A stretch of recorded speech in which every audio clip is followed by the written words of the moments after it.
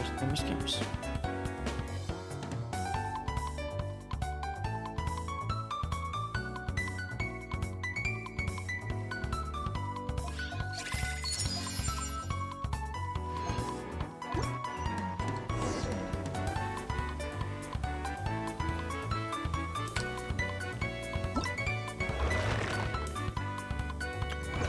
I still need to do this.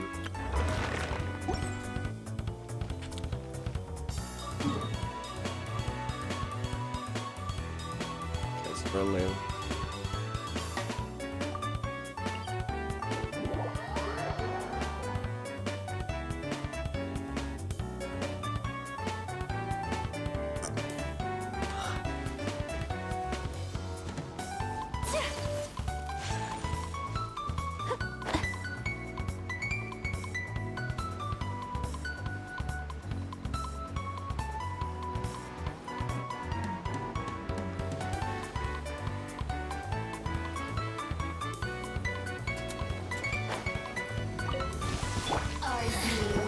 Look at you! Food decided by destiny. Destiny. Brace yourselves. Time for takeoff. Embrace the ice. Out of my apologies. Yeah.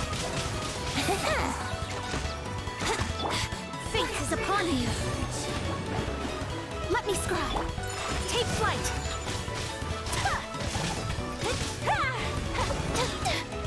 Here we go. Think you can get away? Can't handle your dream. Sakura swirl. Everything's dead.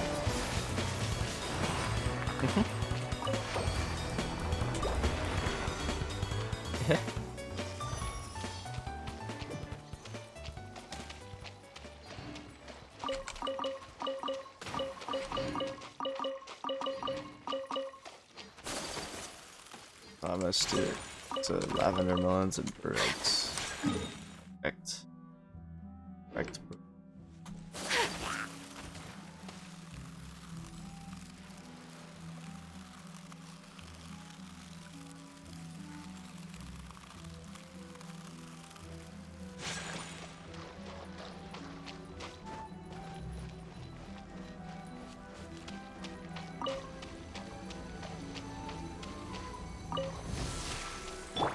Think you can bully me?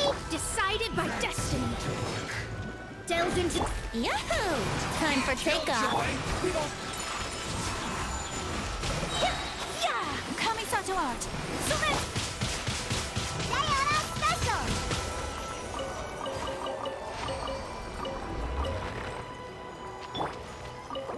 That's really satisfying.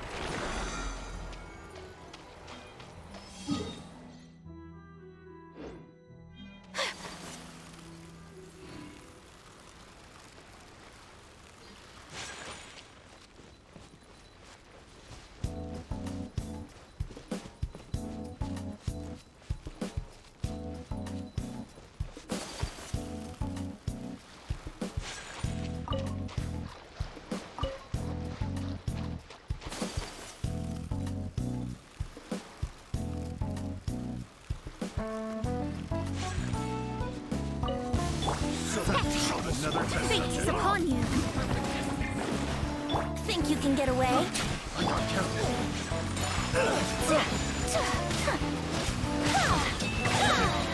The wrong test subject. Should replace my hammer.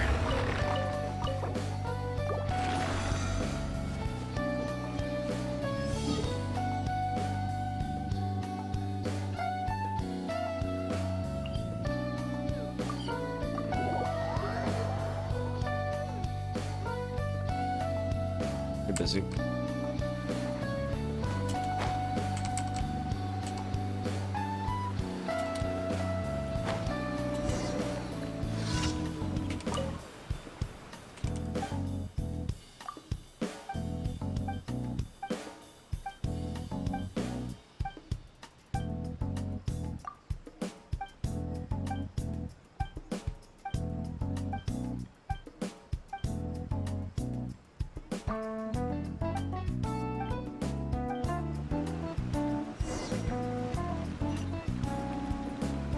We did.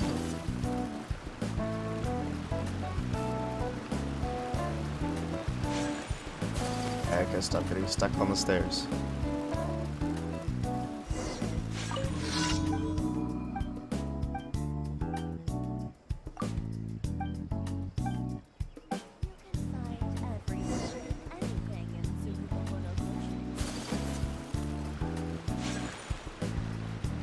Anything and everything.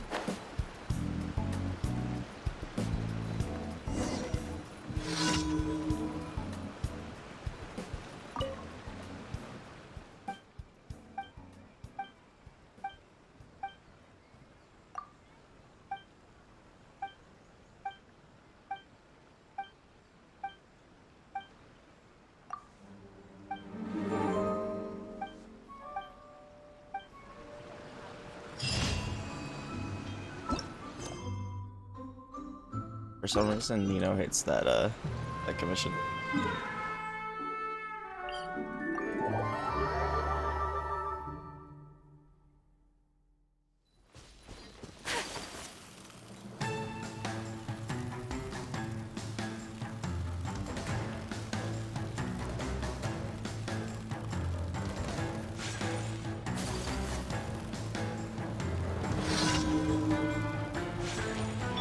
Brace yourself. Time for takeoff. Snatch. Written in the stars. Oh shit. I didn't even have to use Moto's cube there, what the fuck? That thing just kind of murdered them all.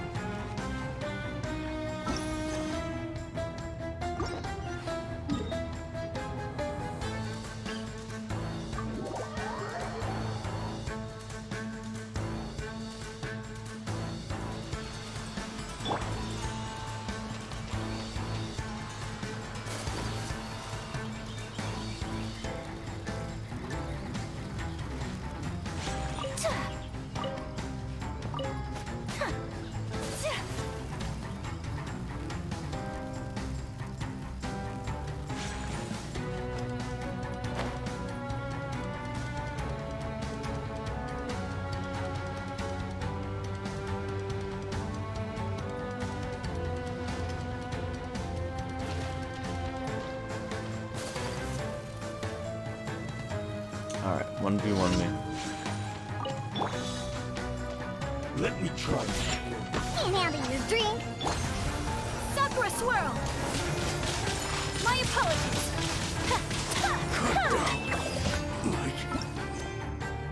Like this.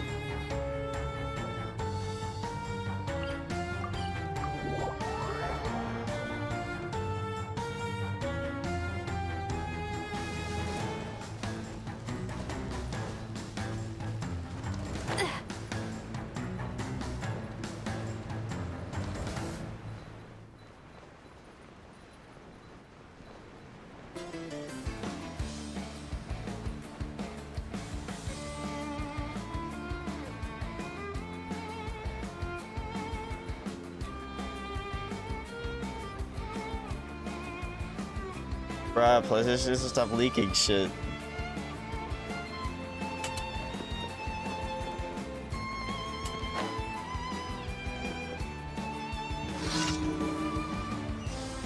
Bruh, PlayStation leaked Genshin shit the other day too. What the fuck is PlayStation doing, dude? PlayStation be inting.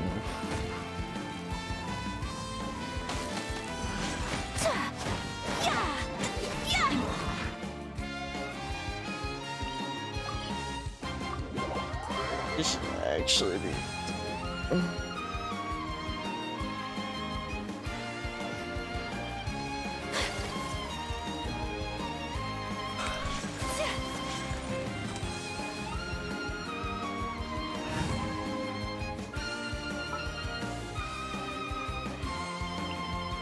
My experiment will succeed.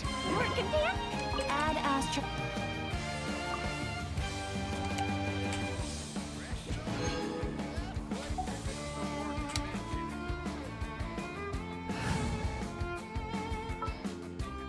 Tribute. Ready for a rehearsal? Leave.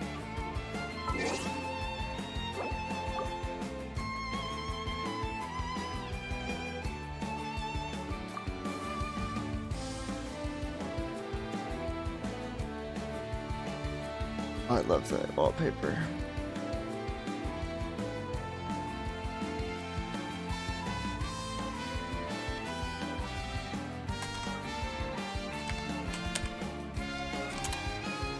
Oops.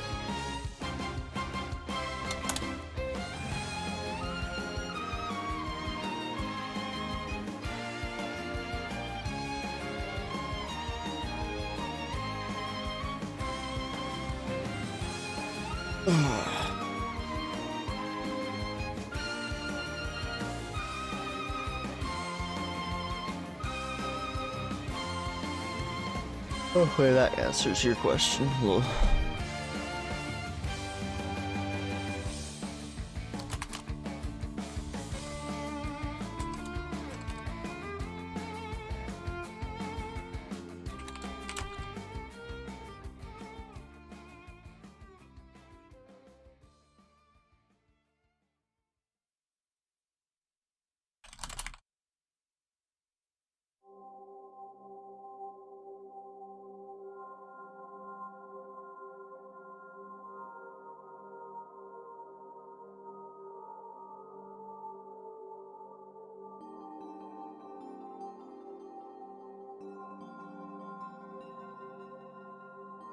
Cool.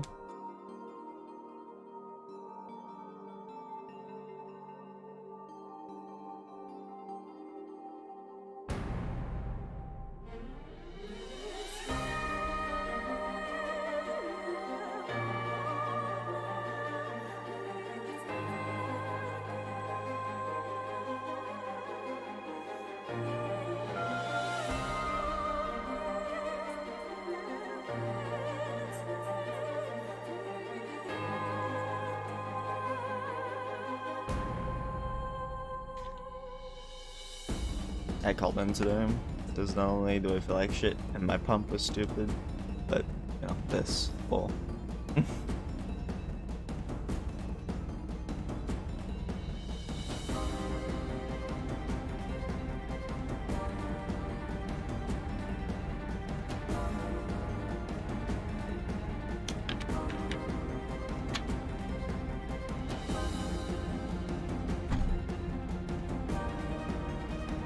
Probably turn my music back on Destiny.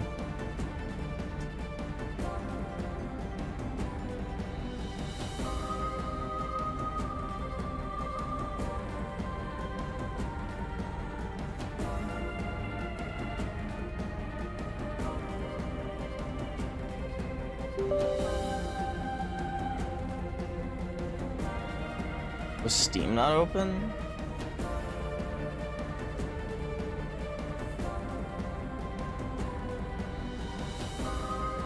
Computer?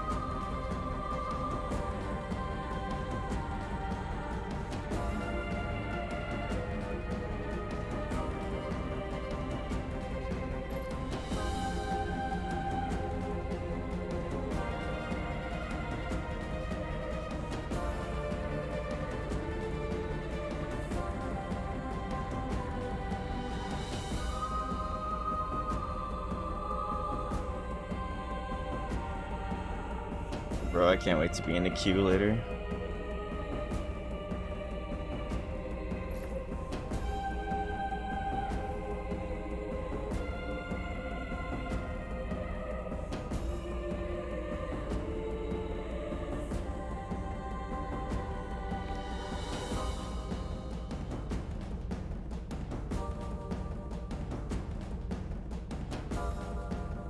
Only 1080p? Come on, where's the 1080p? 60 Bungie.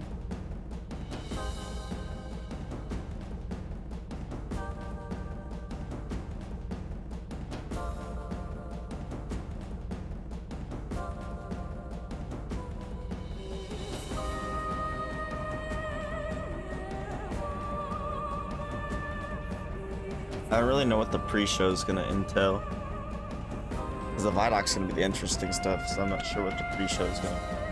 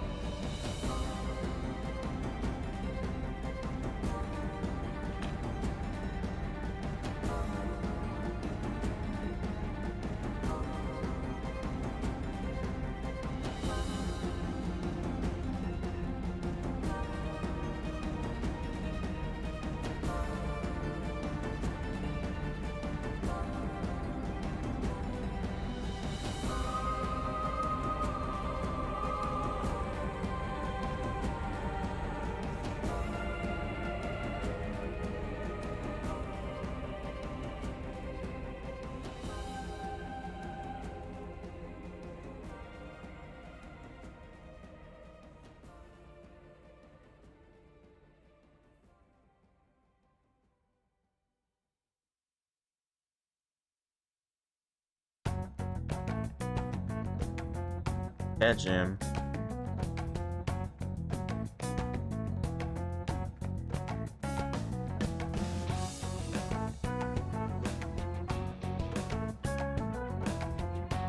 Woke up just in time.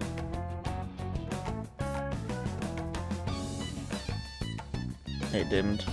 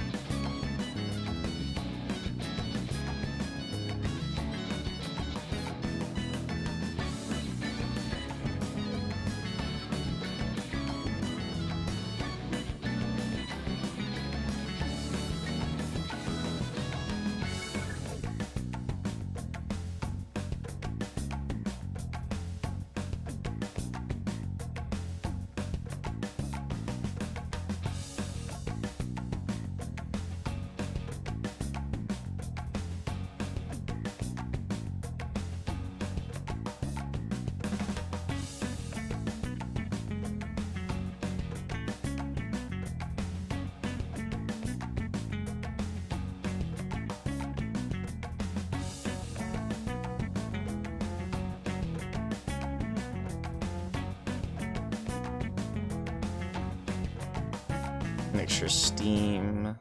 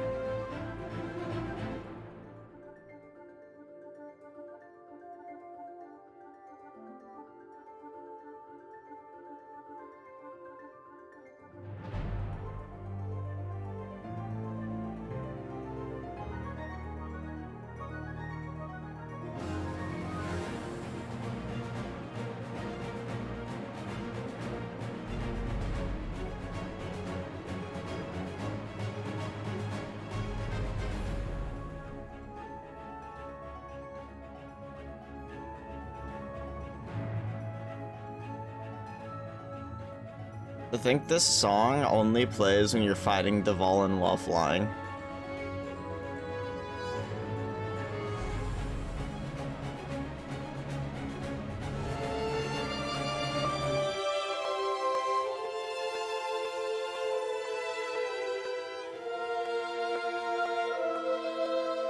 Why does it sound like the audio's crackling? Is that just me?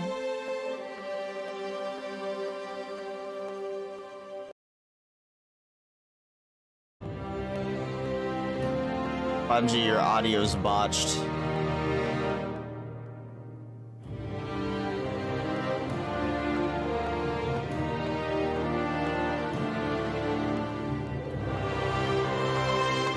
It's like a very slight crackle. I don't think it's my headphones.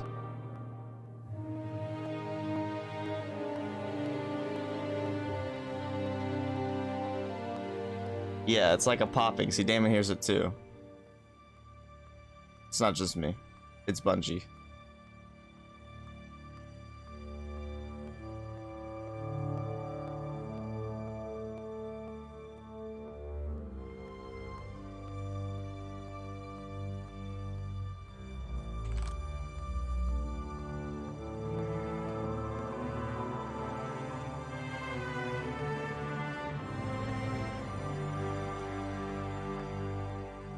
Okay, this is really going to date me. I remember playing Pathways into Darkness back in 1993 on my original Mac, and that game was phenomenal.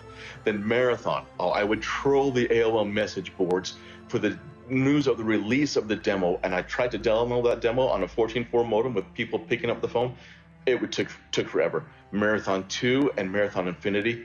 The best title music in Marathon 2 and Marathon Infinity. I would take pictures of my Star Wars figures and put them into the game using Forge and Anvil. Okay. I have no idea what that was, but...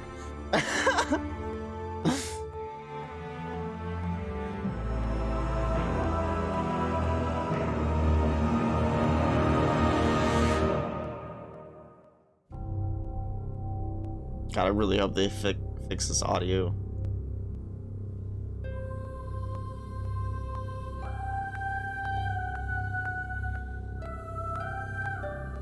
This isn't gonna be the pre-show, is it? The pre-show is just gonna be a bunch of this?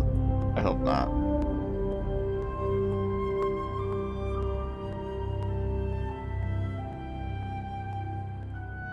Bungie, fix your crackling, bro.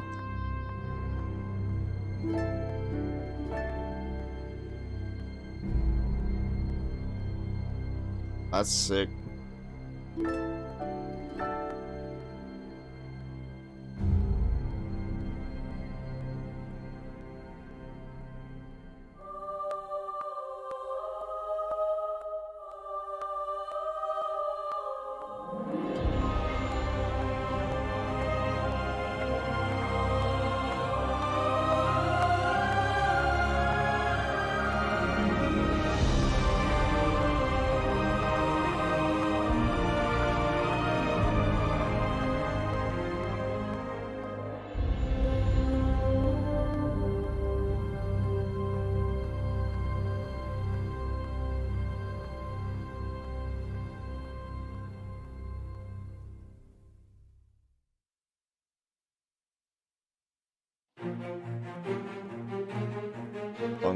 Bunget.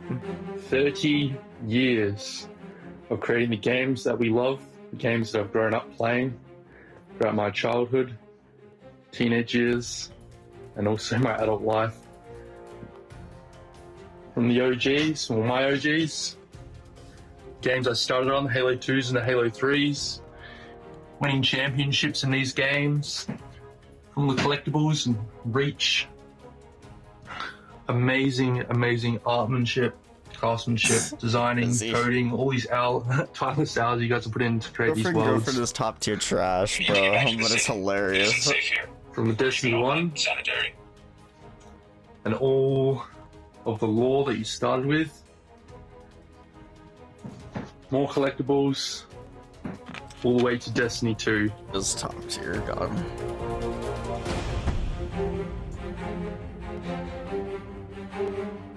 Probably a couple episodes I need to watch. I'm behind on all the anime that I've been watching.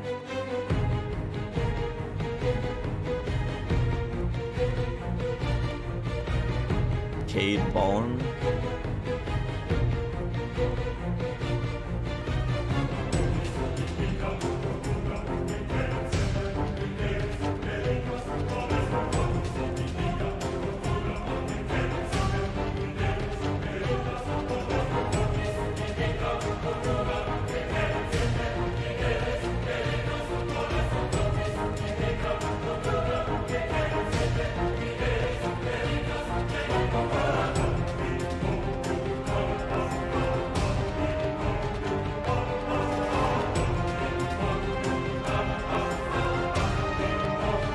Pog, people have been drawing characters in their collab outfits for Genshin.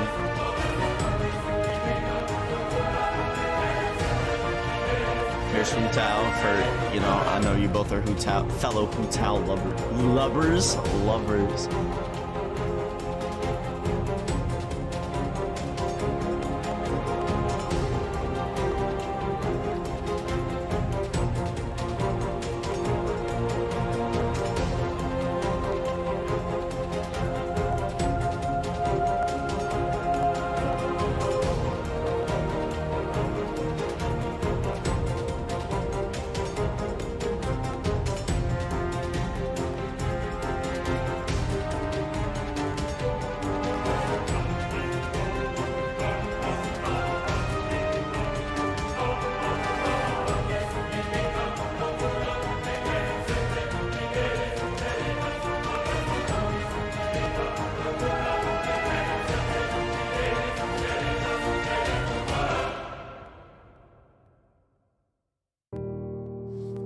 From EGM giving Combat Evolved Game of the Month and Perfect 10s, to LAN parties, to Xbox Live, to the thank you screen on Reach, to the D1 Alpha, to my girlfriend showing up on the corner of my bed with the Destiny PS4 to play with me. to Rift at E3 and the Blacksmith Shader, to getting to see Destiny 2 at E3 with Tess, to her marrying me, and to old friends still playing Halo at our wedding, to Day 1 Deepstone Crypt, to so many raids, so many friends, and to Tess still playing Destiny with me every week. Bungie has personally given me 20 years of fantastic memories, and I am forever grateful. Thank you.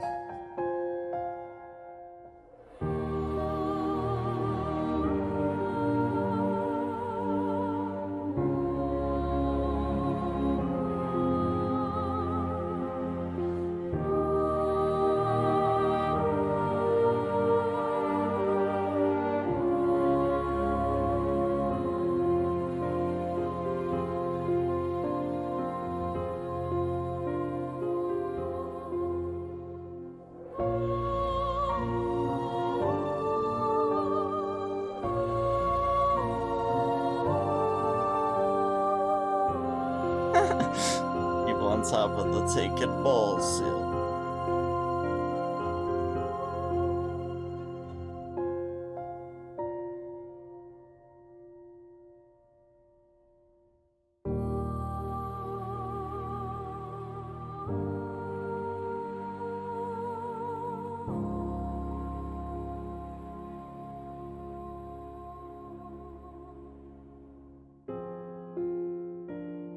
As a content creator, I strive to build my community on positivity and compassion. My community, TCAT, has evolved into such an important part of my life and has helped me create lifelong friendships. I've met so many amazing people online and in real life because of the extravagant world created by Bungie and a little old game called Destiny.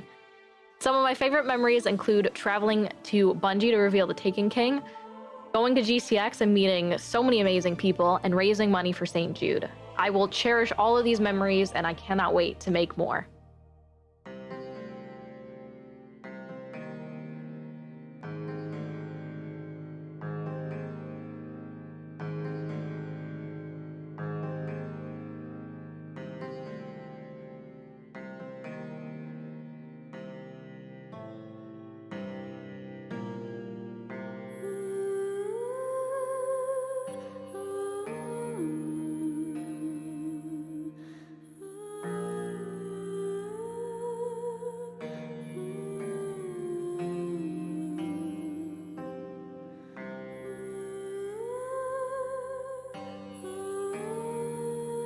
Yo llevo siendo jugadora de Destiny desde la beta del 1 y yo diría que lo mejor de mi experiencia ha sido toda la gente que he conocido y lo que este juego me ha permitido mejorarme y superarme como jugadora.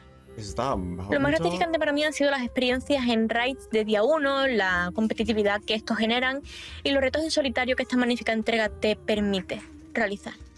Así que vamos a por otros 30 años, Bungie.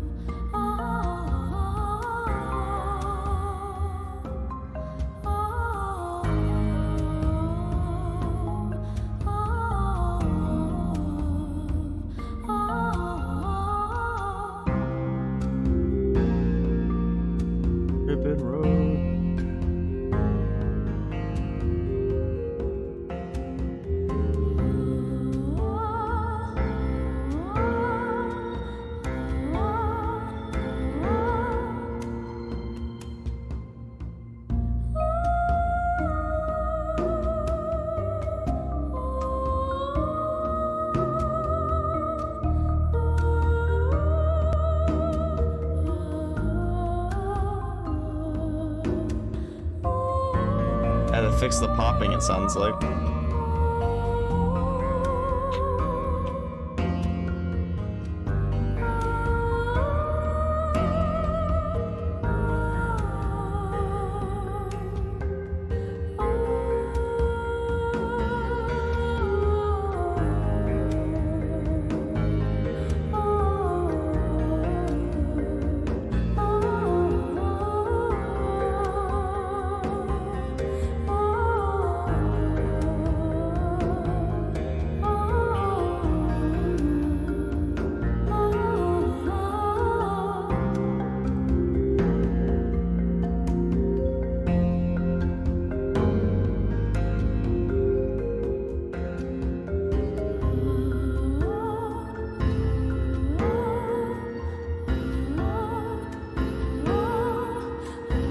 That's sick.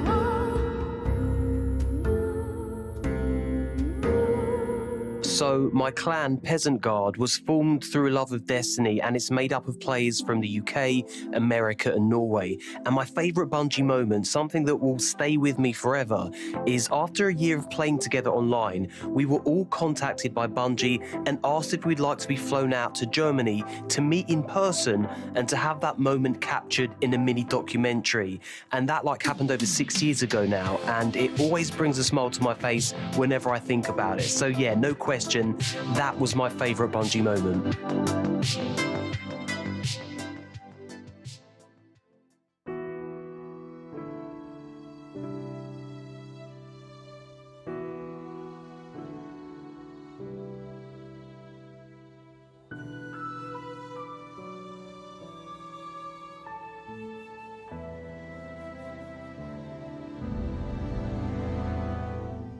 I'll be right back.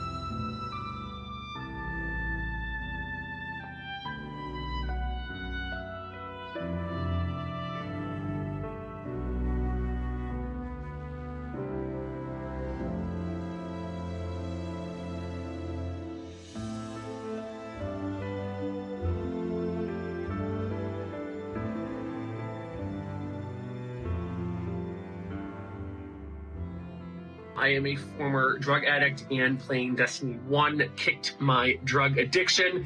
And on my 5-year sober mark, I actually got the Titan Hunter Warlock class logos tattooed on me. And I also want to thank you guys for consistently putting out great games that help build a community. I have a lot of my friends worldwide, both here in the US, UK, Australia, and Europe, from playing Destiny and Destiny 1. So happy birthday, Bungie, and those are two of my main Bungie memories.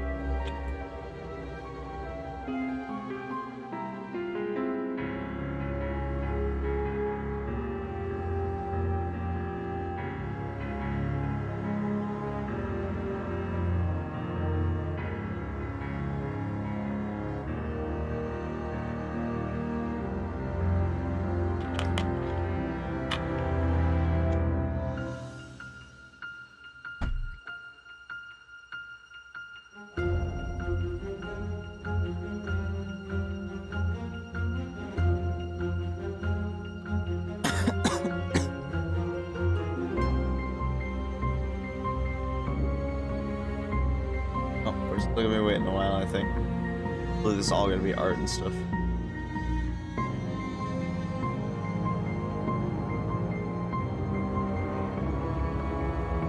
It's fine.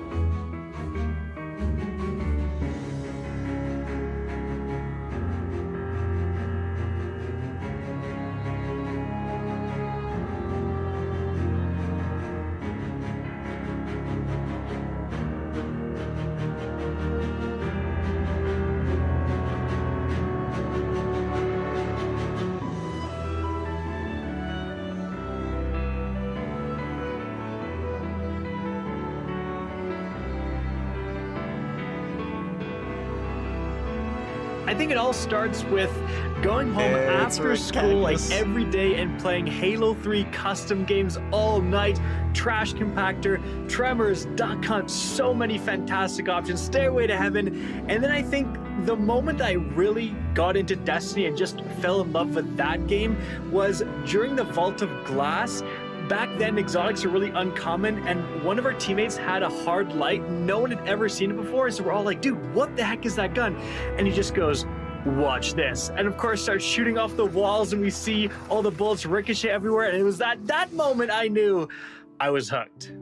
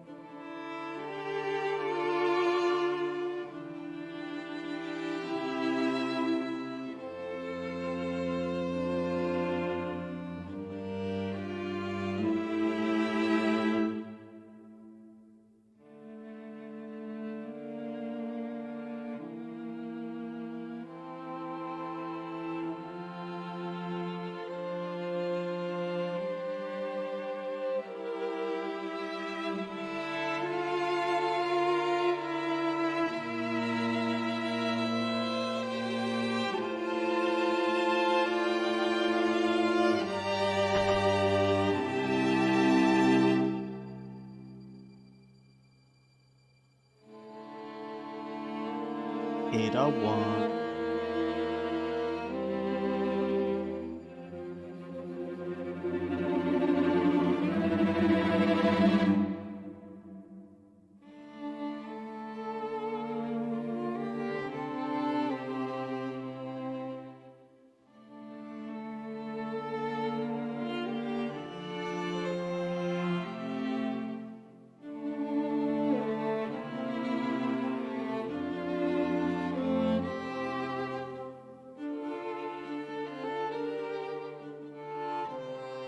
Mein erstes Spiel von Bungie war tatsächlich erst Destiny 1. Und Destiny hat mein Leben verändert. Ich wurde durch Destiny zu einem Content Creator, der auf YouTube Videos hochlädt und auf Twitch streamt. Ich wurde auf verschiedene Messen und auf verschiedene Events eingeladen, wo ich einiges erlebt habe. Ich habe sogar Justin Truman, den heutigen Game Director, kennengelernt und mich mit ihm über Destiny unterhalten. Das ist eine ganz, ganz große Ehre. Außerdem habe ich sehr viele Bekanntschaften, sehr viele Freunde über das Spiel kennengelernt, wo ich heute sagen würde, das sind teilweise meine besten Freunde. Ja, Destiny ist geil.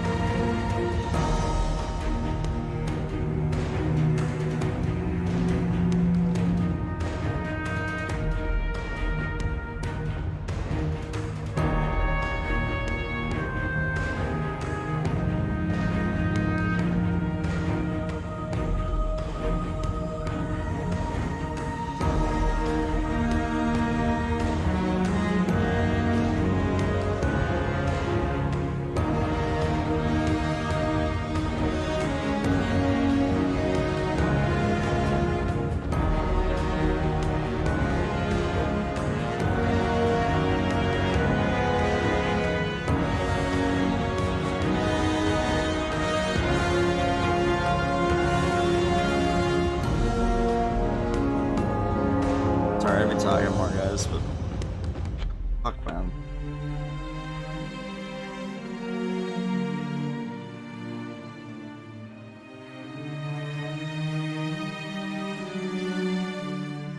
Flash forward to me as an adult discovering Destiny for the first time, walking out of the Cosmodrome, seeing that fallen walker, taking it down, and just feeling like such an awesome, powerful force to be reckoned with. I was in love with the fantasy of the game. And that was before I knew anything of the Destiny community, which really has captured my heart. Thank you so much, Bungie, for creating this world, this community of gamers, where I've found real friends, clanmates, been able to talk to people and interact with people who have inspired me throughout the years to launch my own community.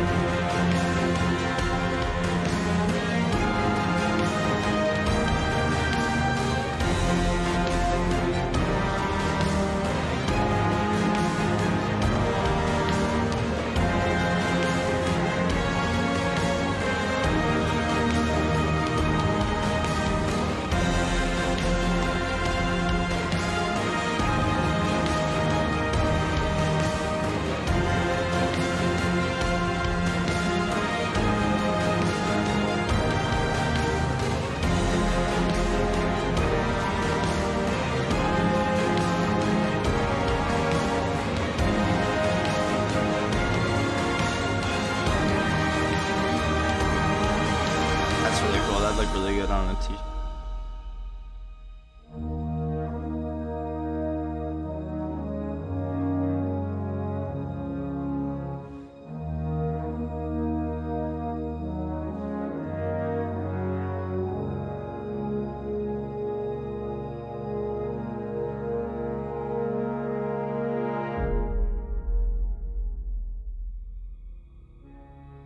Bungie me ha aportado durante todos estos años algo increíble. Destiny forma parte de mi vida desde hace mucho tiempo y sin duda lo mejor que tiene este juego es que he podido conocer a personas maravillosas y poder realizar actividades con esta gente, tener su apoyo y su compañía a la hora de querer mejorar, no tiene precio.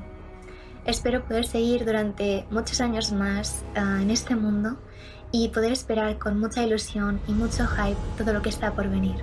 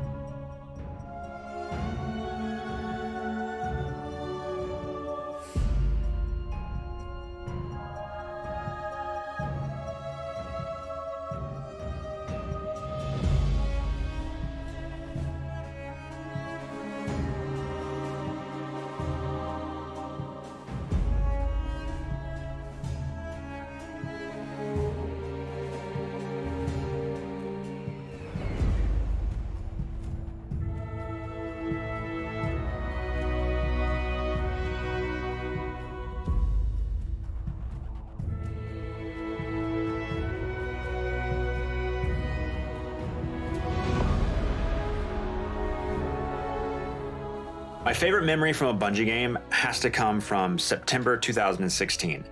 It's a work night and we're about done with the Wrath of the Machine raid when my friend messages us and says, you know that ARG puzzle that Bungie put out? We solved it. Here's a map, go stand in these very specific spots in the raid and see what happens.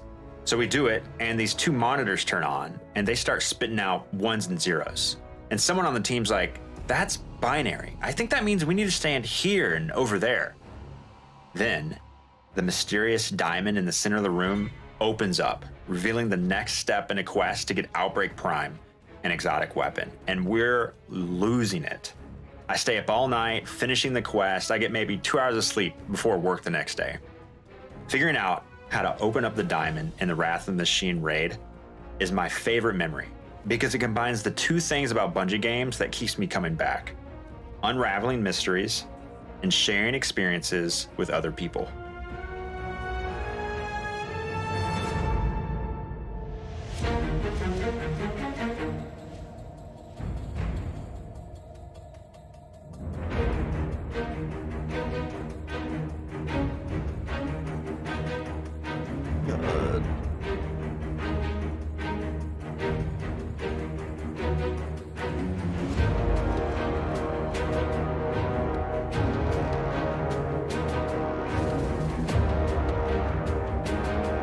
Selection.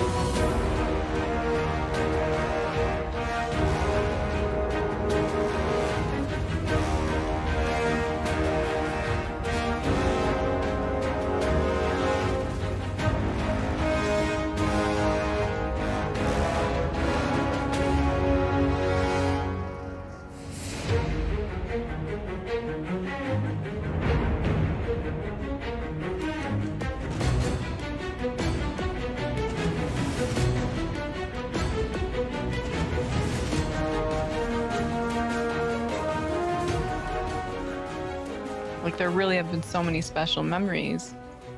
I had 2 reoccurring Trials dates every week when Trials of Osiris was going on. One of them was for Dr. Bro Snaps, and then the other one was on Monday nights. I would play Trials of Chill Cyrus with some friends that I met online. One of them, Dopa, I got to go to his wedding a couple of years ago, which was really cool. We've been friends IRL now for years. And the other one is my boyfriend of 5 years now. And I still can't believe how crazy it is that Destiny brought me to Twitch, which introduced us to each other. And as a result now, we have another little guardian. She's a future hunter main for sure. But she quite literally would not exist if it wasn't for Bungie/Destiny and Trials of Osiris.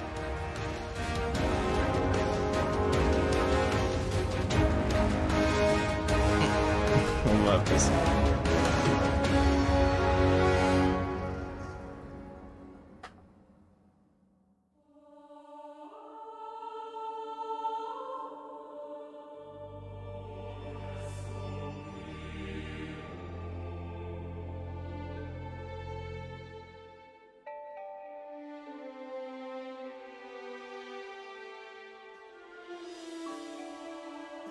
Oh my god, man.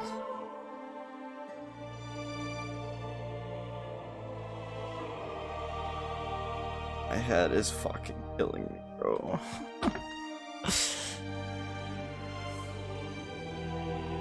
I don't know what's wrong. I should really go see a doctor.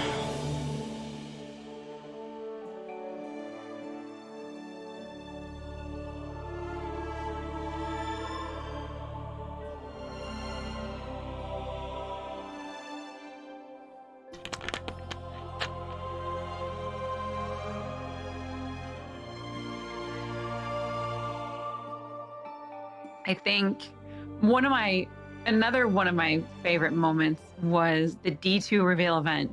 And I don't think there will ever be an event that will match that. And I could be wrong, but the room was shaking. Everyone was so excited. Everyone was screaming. You didn't have to tell them to get excited because you could feel the energy in the room. Everyone was hyped.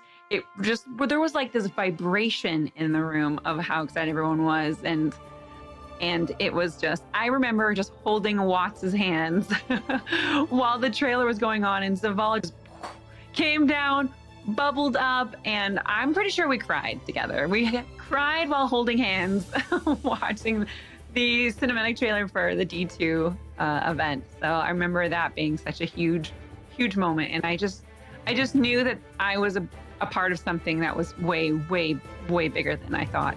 Too bad D2 came out in a really bad state, lol.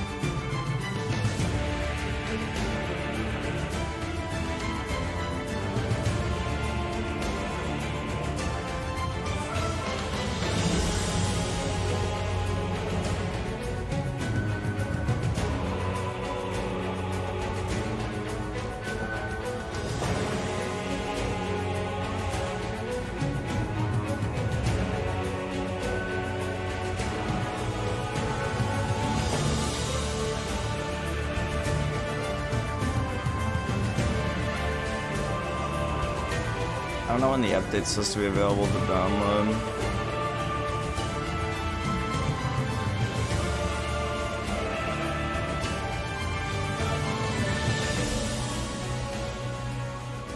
I think that my favorite Bungie memories are always probably going to be my childhood LAN parties I would have growing up with my friends. And then even into college with like Halo Reach when it launched, I remember running down to like the college store and getting my copy there.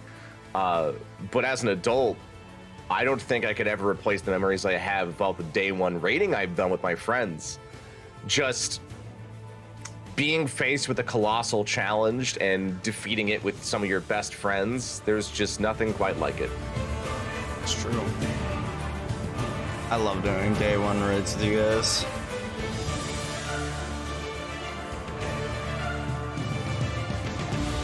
I'm gonna make sure I get the Witch Queen raid day off.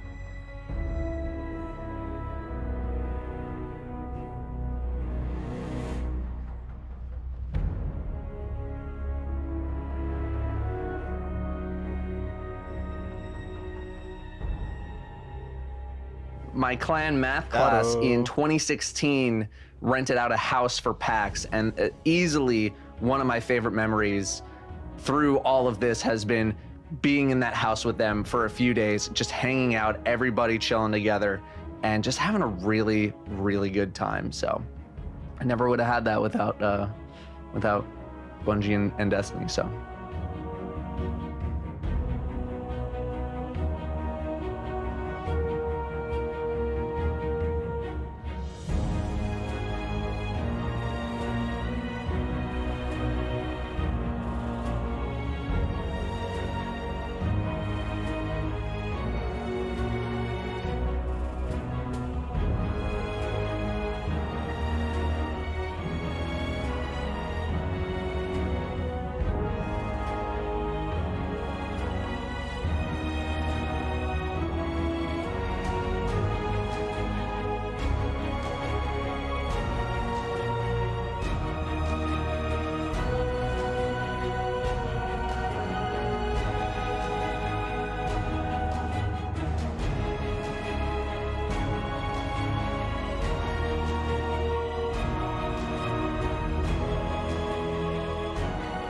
Oh man, it's the memories, man. The memories that really, really, truly brought me back was Destiny 1. And we played Water Glass week 2. We didn't play it on the week of release, we played it on week 2. And when we first experienced the raids, me and the boys from work, I didn't really know too many people. We went in that raid, man, and we defeated the first encounter. We beat the first encounter. We beat the first encounter, ends clip. Lol.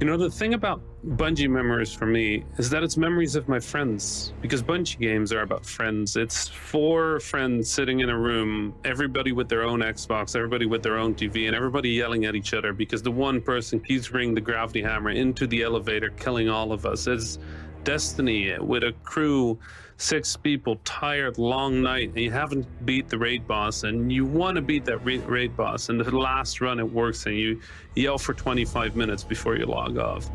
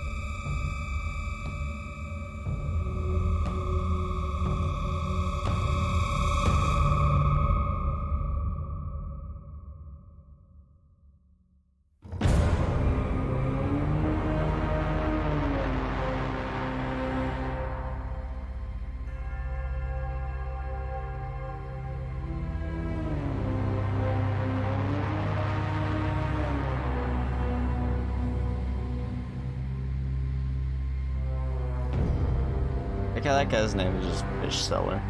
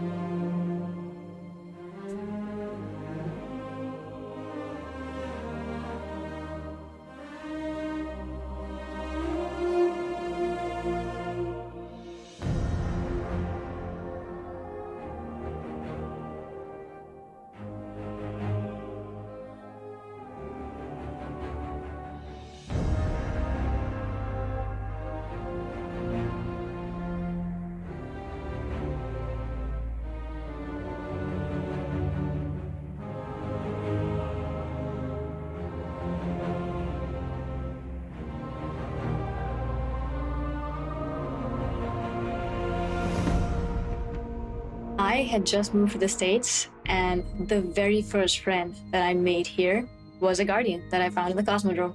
And that Guardian has been my best friend and brother for 5 years now, and that was only the beginning of a very special relationship with Destiny for me. Some of the most beautiful moments of my life have been driven and shared by the Destiny community, including coming out and watching hundreds of people that I didn't even know just come together to show love and support and solidarity. In that moment, I knew that I had found a home away from home. And this game and this community constantly reminds me that we're not Guardians just in name. We truly are bearers of light.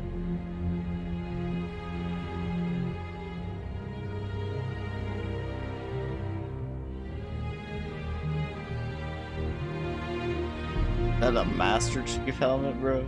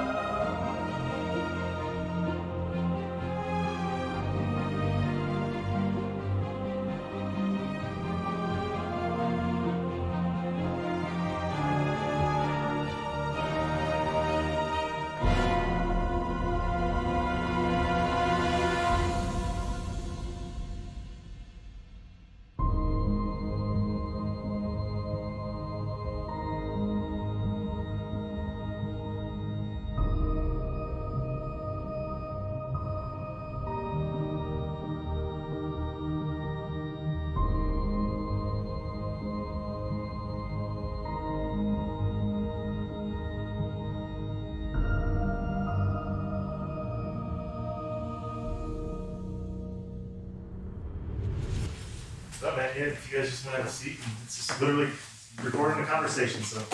All right. What could go wrong? So I was 11 when you started the company, but you're not that much older. Like, you weren't that much older. Like, what is the, like, take me all the way back. I guess that's true. Take me all the way back to the moment where you're like, I want to do this. Yeah. There's a funny thing for like a lot of my life.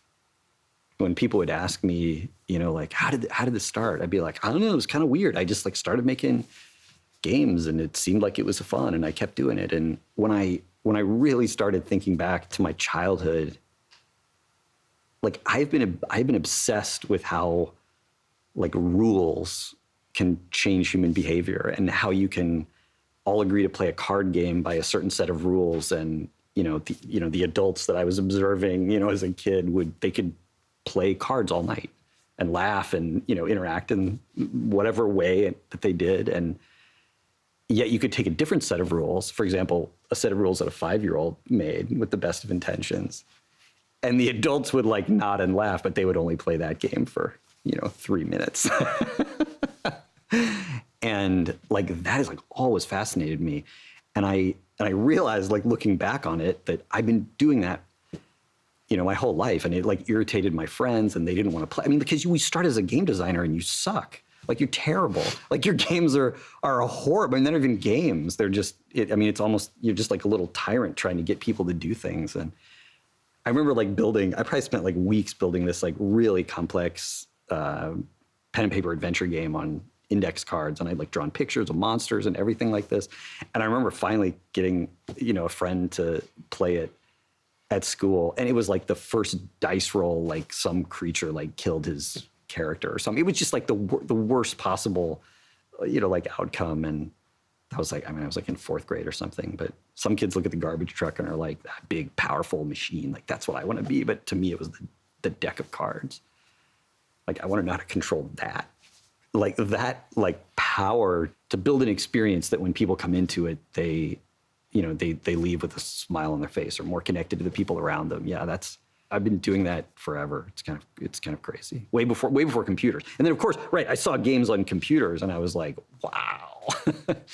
My perception, based on all of our time together, has actually been like, you are more interested in the making of them in a bunch of ways than playing them. Like, playing games isn't like it's not an explicit hobby of yours. Like, you're educating yourself. It's more work, but it's like you're always making stuff. Yeah, I think this is true, and I feel a little bit like guilty about it sometimes, because I think it is the most dangerous thing as a designer to enjoy the making more than the playing, right? Because the number of things you can enjoy making is infinitely larger than the number of things that you can enjoy playing, right? Much less other people can enjoy playing.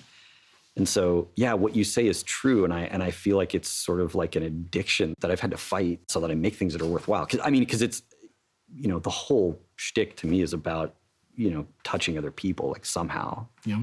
So we talked a little bit about kind of the origin. I want to jump ahead again. I'm going to jump to my life, 2004. I remember I finished the campaign for Halo 2, and my friends and I got distracted a bunch by the multiplayer, and I finished it the same night I finished Metal Gear 3.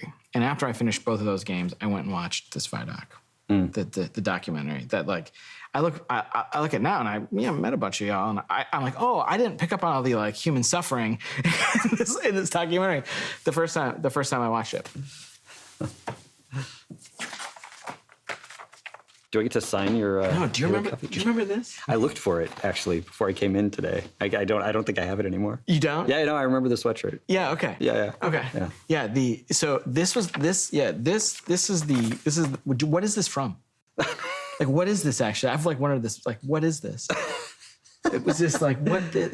Yeah, it said Osiris on it. I thought it looked cool, and yeah, I bought it. I have no idea. Sadly. Right. I have no idea what it was. Yeah, I still, to this day, I remember the sweatshirt, right? Yeah, This is the moment. This is this moment that I became like aware that humans make these things, because otherwise it was like magic, right? Like, there's nothing there's nothing in 2004 about, look at these developers making stuff that you care about. That's not like, there wasn't really much of, like, the internet sucked too. Like, you didn't have like, look, you can access these people, and none of that. It was a totally different time. So I'm watching this documentary, and this dude shows up, and so the paraphrase is like, like the cynical gamers who something doesn't grab us in 5 minutes, we're gonna turn it off. And it was like, I was like, oh my God, it's like I was spoke to, and I have I'm like an English degree, like I can't make games, I couldn't write any couldn't write code or anything. I just remember feeling as like a player, like super duper spoke to in that moment. And so we come out of the building a game, like building it by yourself, and talk now about like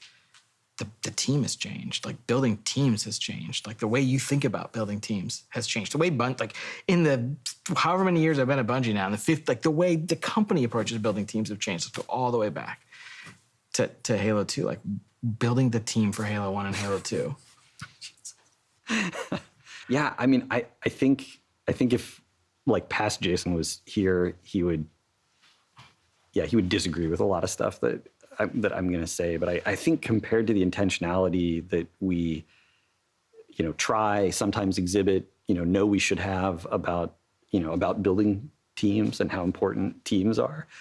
Back then, it was almost just this, snowball that was rolling downhill of people who, liked our games and came to the company, and then it snowball rolled a little faster, and it was just a bunch of people trying to do their best, trying to recreate the feelings that they had, when they played games. And you can get pretty far on passion and talent, but it sometimes makes things really hard when you're not being thoughtful about the organization of the team, the design of the product relative to the resources and time you have. And yeah, it made Halo 2 super challenging for a bunch of reasons. But yeah, I don't know. I guess that's, and past Jason would tell me, like, you're an idiot. We were thinking about all that stuff. You just had to learn. But like, when I look back, like, he wasn't thinking about that stuff, What was he thinking about?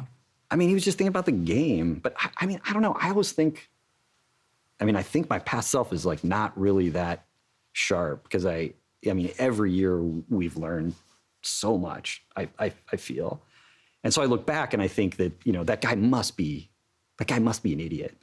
Because look at all the stuff I learned just this year on Halo 1. Like, I didn't know anything. But I go back and I found one of the notebooks from Halo 1. Like, that guy wasn't an idiot. Like, I mean, there's stuff that, he didn't know, but there's a lot of like super interesting exploration and thought and like possibilities that, didn't end up at the game in there. And so I don't know what to make of that, because I feel like I've learned so much, but when I go back, I'm sort of like blown away by, what was happening in my mind. It's pretty embarrassing when I think about I think about my life in terms of decades and like what are like the big lessons from the decades. And when I like articulate one of the like a lesson from my 30s, it's like so embarrassing. Like how chaotic Give me one Luke from yours. Smith's hair is, bro. Oh man.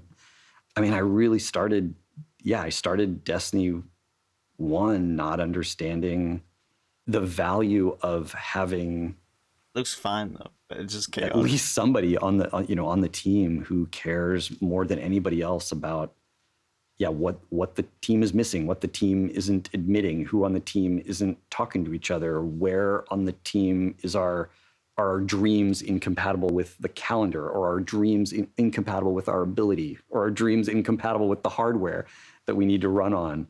And I saw production as, a calendar and a schedule. And it's true that a schedule is a thing that you use to sort of test people's understanding of reality, in the sense of, can the things we want to do fit in the time that we think we have, and how are we tracking against that? But I saw it as like an end in itself. And of course it irritated me, and I, didn't pay attention to it. But God, like embracing all that stuff is a thing that will be, front and center in anything that I do. Anything I do in the future. I think it's making sure everyone on the team has an objective understanding of reality and doing anything you can to fix it when that isn't true.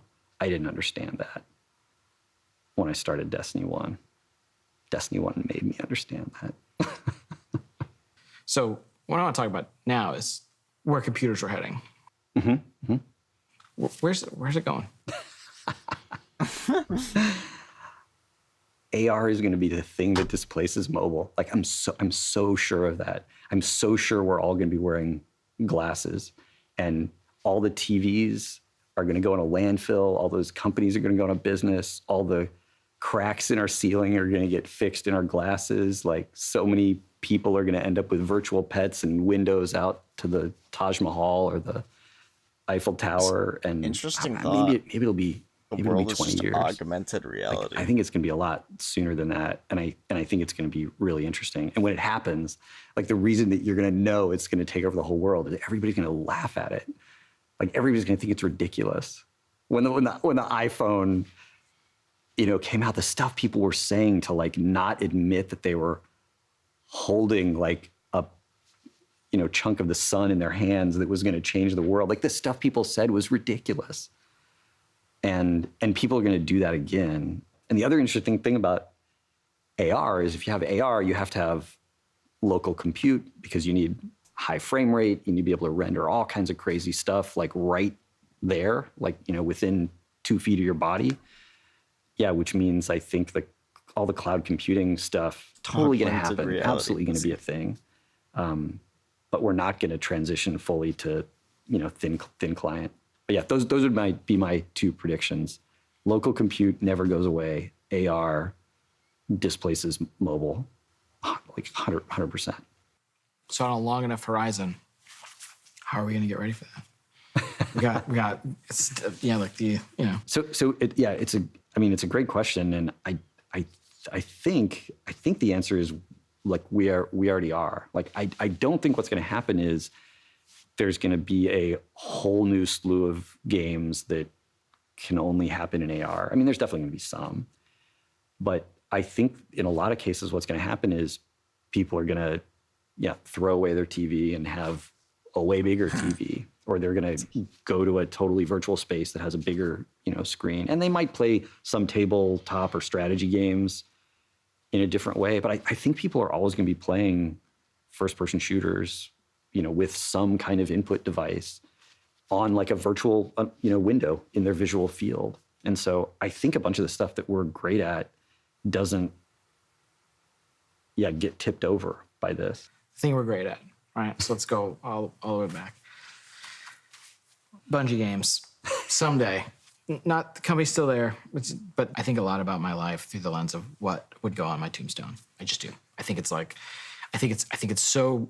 completely busted. I don't think it's like a thing a normal, like reasonably sane human being would do. But I think it's a simple way of summarizing himself insane. Your existence, and it's the acknowledgement that these existences sometimes come to an end. The question I want to ask is about Bungie's epitaph. What is that simple distillation of what Bungie is? The tombstone-worthy distillation. I was on the 271 coming back across the bridge home, one night on the bus, and these 2 guys in front of me were talking, at first about college. Like they were older, but they'd obviously like gone to college together, and I think they worked together. And at some point they started talking about Halo, and I think it was Halo 2 for them. And they weren't really talking about how much Halo meant to them. They were talking about, and they weren't really talking about how much they meant to each other, but that's what they were doing, is they were sharing those stories of, where they were and what they were doing and how they were feeling. And, that moment, that's like still keeping me going. I mean, that might fuel me for the rest of my life. And it's not the only time that's happened, but you get a few of those, and, that's all I want. It's just people sharing memories in an experience that, wouldn't have existed without, you bleeding buckets of blood into the, whatever code or design or something like that. That's what,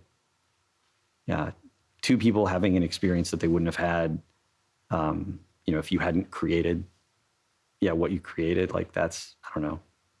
That's what matters. That's what matters to me. I will. We're done. 1 minute, boys. 1 minute. We're just going right into like the trailer, huh? This is what I brought you here to see. Beyond light! This is just a tool. It's an ice tornado, dude. That was the sickest thing I've ever seen. I'm in space! Stay sus. It's freaking Aldrin! Bow. No. What the heck? Holy! What's those baby falling? They're so Together, we are enough.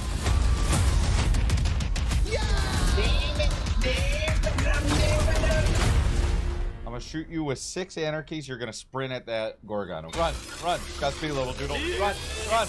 Wait, did that work? I wonder, did that work? Just spray the man with anarchy and run up to a Gorgon?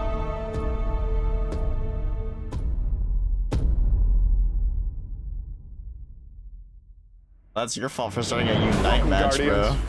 This year, we're celebrating our journey with you. Whether you joined us 30 years ago, or if it just started today.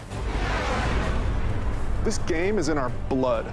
The Destiny team is full of Destiny fans. Folks who came here because Destiny was their favorite hobby. Folks who log out from work in the evening and log in to play with their clan. The team we have today is committed to relentlessly upgrading this game that we all love. We aren't happy with just another mission. Instead, we want to push the limit of quality you can expect in an action MMO with uniquely Destiny experiences like Expunge and Presage. We are committed to delivering the best mission content that you can play in any game with a friend and having the best feeling action game, period. And this shows through in the passion that we see for Destiny 2.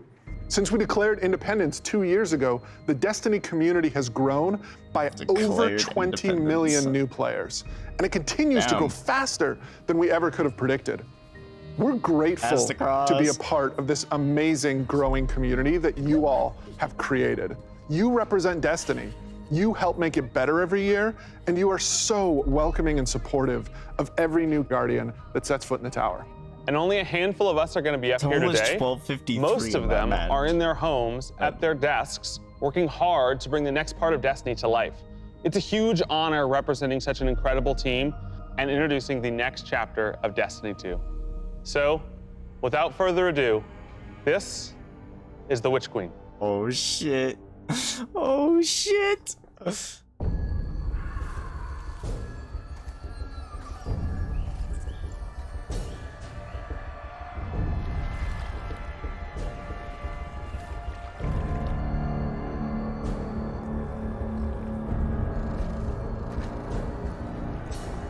Truth is a funny thing.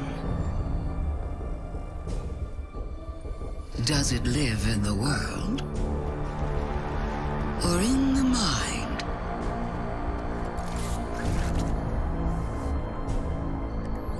Is it constant or can it be bent?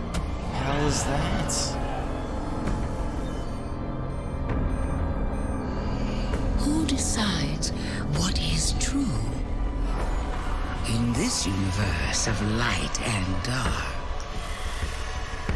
there is no greater power. Tell me, little lights, what is your truth now? Monka, what are those?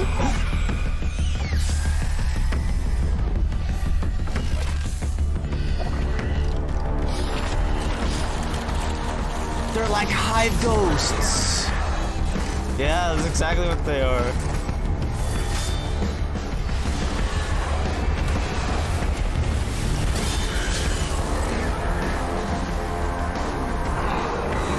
They have subclasses. What the fuck? 220. Oh snap. Oh my god, James. Savathun is serious. I think she's the most dangerous villain we faced yet. 7 years we've been building up to this moment, and she is finally stepping into the spotlight and showing us who she really is. What we know about light and darkness is proving to be way more complex than what we previously thought. There are so many lies, truths, and revelations that we're going to get to in The Witch Queen and the year leading up to it. I mean, we're paying off these narrative threads that go all the way back to Destiny's origins, and we're supporting it with the best content that Destiny has to offer. Definitely, and we've got a lot of awesome content to show today. And let's start with the most mysterious destination yet. Savathun's throne world. This is an uncharted wonderland okay. of secrets and lies. It's this place that she's created in her own image, this surreal and majestic light-blessed world. She has this castle that she rules from. It overlooks this dark, swampy underbelly with this lone pyramid ship out there. It's the future world she wanted to create, built atop the darkness that she left behind. And throne worlds, they're a deep part of Destiny lore. Powerful entities create these pocket universes, and when we're there, we have to play by their rules. But now, our own light powers are being used against us. I mean, she has this whole army of Hive that she's ascended to the light and brought along with her. These so are crazy. Hive Guardians, and they are the backbone of her new army. We've talked a lot. Let's show a little. Let's take the first ever look at the Witch Queen gameplay. World premiere. Savathun, the Witch Queen.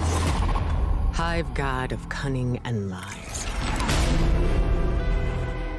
After the death of her brother Oryx, Savathun went into hiding. Not out of fear, of course, but out of strategy. Monka. Holy shit, that's spooky. In her greatest trick yet, stealing our most sacred resource.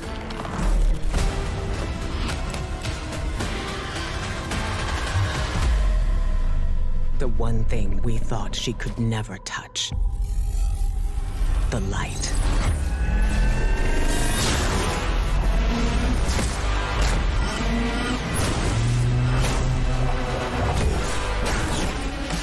Oh my god, they are literally using the same powers.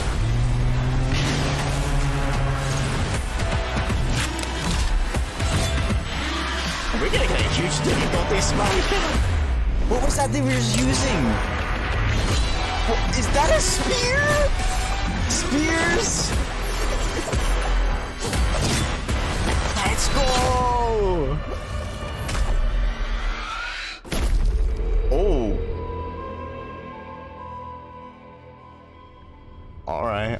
I cannot wait just to reach out and just crush a Hive Ghost in my hand. Yeah, I mean, we've been defined by the light for so long. This is uncharted territory for us. I mean, we're in strange new places. Like the throne world, it's haunting, but it's gorgeous. It's beautiful. There's a lot So our to plan love. is to kill the There's a few ghosts, things we saw in the actually kill trailer the that we haven't enemies. talked about yet. Savathun and her Lucent Brood. This is the biggest threat Guardians have faced yet, so we need to find new weapons to match their power. The Glaive. I love this thing.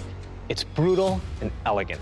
It's this new energy weapon with melee abilities, mid-range projectiles, and defensive capabilities. It's our first ever first-person melee weapon, and it is such an awesome tool for the battlefield. Oh my god, it looks sick. The Glaive feels so Why good. did it make a gun Just sound jump in and effect? unleash these brutal melee combos and transition right to an energy blast. That's gotta It's be really a powerful and has a placeholder. lot of utility. So, Sounds like we've a told you about shotgun. what the Glaive can do. Now let's talk about how you're gonna get your hands on one. Bro. These weapons don't come out of chests at the end of missions, and you're not gonna find one roaming around the throne world. Your first Glaive is not going to be found. It's going to be built. Yes, weapon crafting is coming to Destiny 2. What?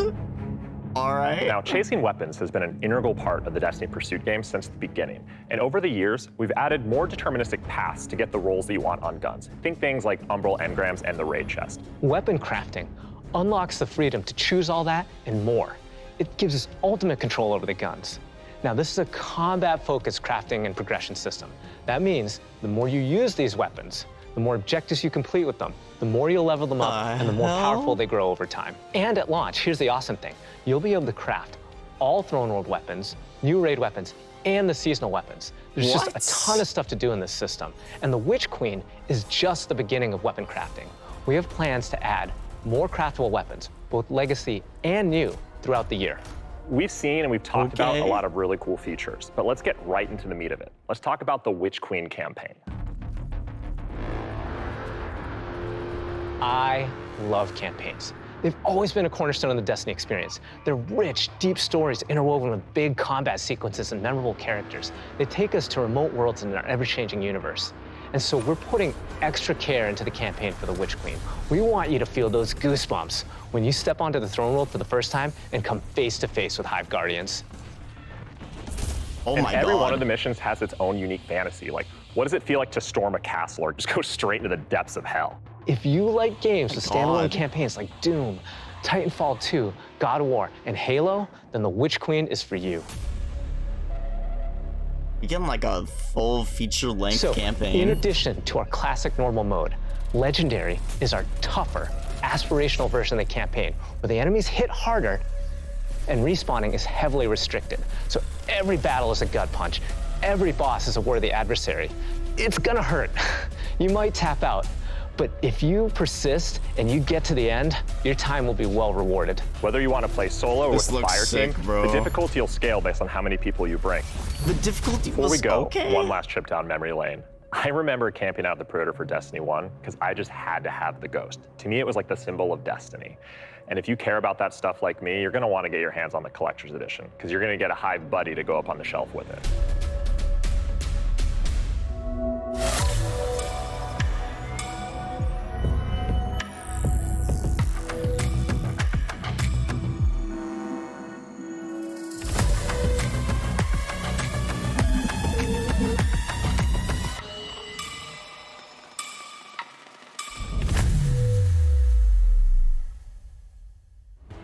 Wow, that was so cool. Oh, I'm man. so excited for this one. And that's not even everything that's in there too. I know. Those are the hero items, and they're, I think, one of the best ones that we've ever done. Collector's editions have always been like this really perfect jumping point to enter the worlds that we build, and actually lifting like in-world objects and putting them in players' hands is just, it's just a good feeling. We don't just put random items. Everything in there means something, and it helps push the narrative. And there might be some puzzles to unlock in there as well.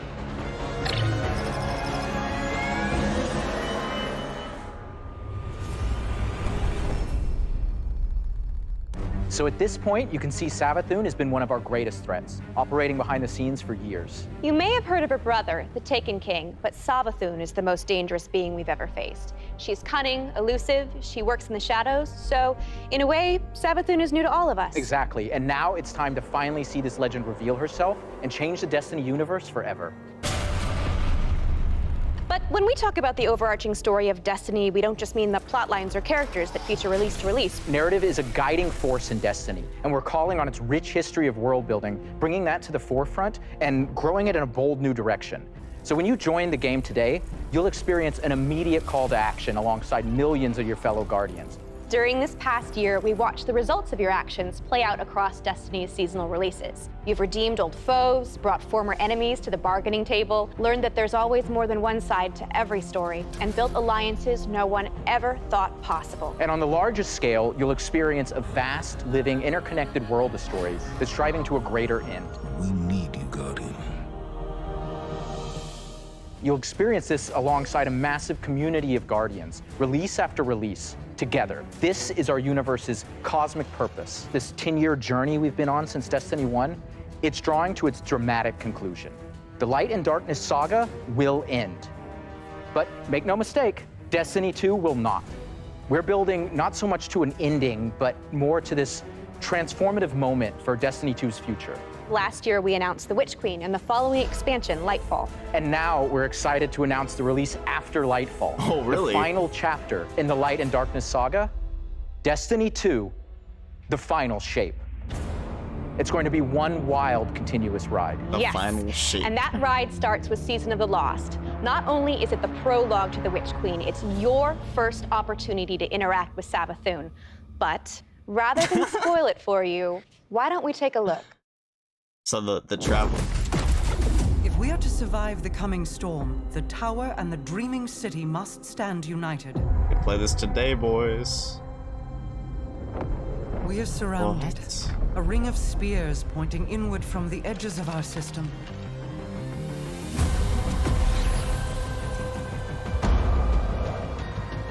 Tale of The Two Witch Queen Queens. is no less dangerous now than she has ever been.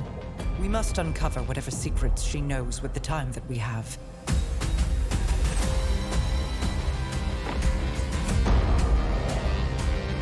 Relight the pathways of the Ascendant Plane and Okay, this must be the guide activity. my people back to me.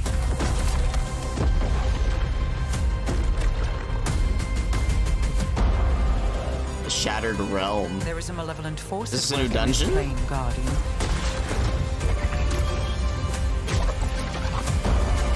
Exotic quest, Asia Scepter. What is that? New linear, or not linear fusion, wait.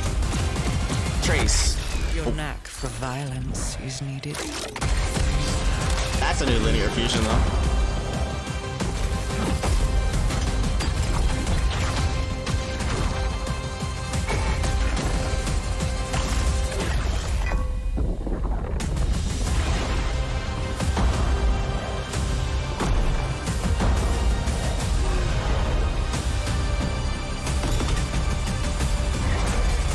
Perhaps with them, I can save us all.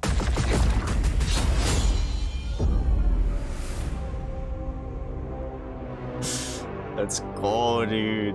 It's gonna be such a long season, though. Holy shit. Seasons have gone through massive transformations since Shadowkeep. We're dedicated to creating an evolving, interconnected world that puts your Guardian at the center of the action. We're reaching the end of one journey and the beginning of another. The days of Destiny's biggest story moments happening in lore pages is long gone. I mean, Mara's return has been hinted at forever, and now it's happening in a season. One of the changes I'm most excited about are the updates to the light subclasses every season in Year 5 of Destiny 2. We're adding aspects and fragments similar to Stasis. We'll be starting with the Void subclass update that goes live alongside the Witch Queen. They're doing But the Witch Queen is only the beginning of what's to come, and Season of the Lost is the prologue to that story. It starts off with Marasov's return to the Dreaming City, and with her return, all the awoken technology comes alive. But the Hive God of War, Xivu Arath, has reemerged and has Guardians and Mara in her sights. Guardians must forge a path through the Ascendant Plane to save Mara's lost coven of witches before Xivu Arath can reach them. And to aid you in this task, you'll have the Wayfinder's Compass. The time is at hand. The beacons shine bright and the ley lines are set in place. It's an ancient awoken artifact that gives the wielder the power to uncover pathways, secrets, and treasures within the Ascendant Plane.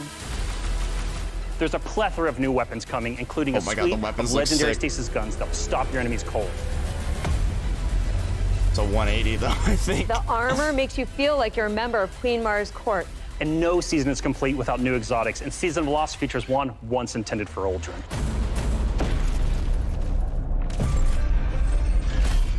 Let's take a moment to talk about Trials. So Trials of Osiris is the in-game aspirational PvP activity and more popular than ever. Two of the biggest asks from our community have been adding anti-cheat and adding matchmaking. In Season of the Lost, we're doing both. We've partnered with BattleEye to soft launch the anti-cheat software when Trials goes live on September 10th. Also, you'll be able to matchmake with groups of players to form fire teams or solo queue by yourself. And we've remixed how rewards are distributed to give all players the opportunity to earn some of the best weapons and coolest armor in the game. That's right. We're shifting away from winning matches as a primary way to earn loot, and instead, winning individual rounds and completing matches will allow you to earn some rewards. But going flawless hasn't changed. So if you want to flex those PvP skills, the Flawless Chest will still be the only place to earn adept Trials weapons and unique cosmetics. All right, so the next chapter in Destiny begins right after this stream with Season of the Lost. Return to the Dreaming City with Marasov and learn the mystic art of wayfinding. I'm so excited. Crossplay is going live today. And today is your first opportunity to jump into Destiny with friends on any platform from all over the world. I'm so glad they're doing this, bro. I wonder if Chris is available today, bro. That'd be pog.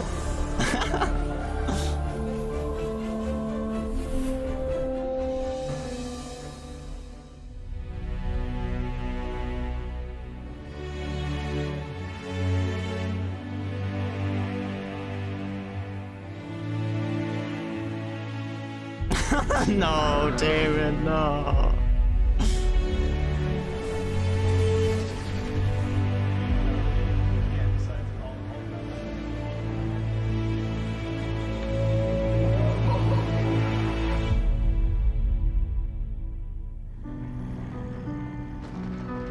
It's my first vlog. That's my first team.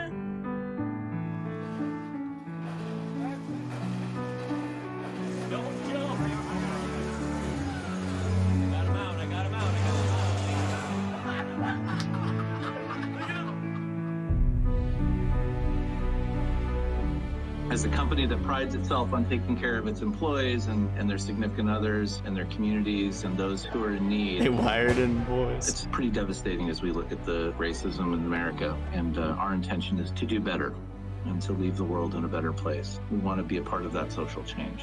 Fuck racism. We don't just stop with the Amen. games that we make, but we really utilize the successes that we've seen to be able to give back in an even greater capacity that spans beyond just the gaming industry. Bungie Foundation, thank you. Pressing button. We're live! Destiny servers are live. This adventure has begun. It's awesome to have you here.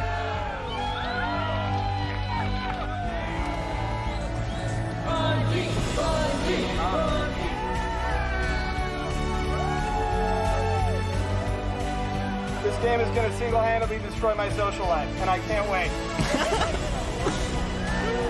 It enhanced mine. Lol.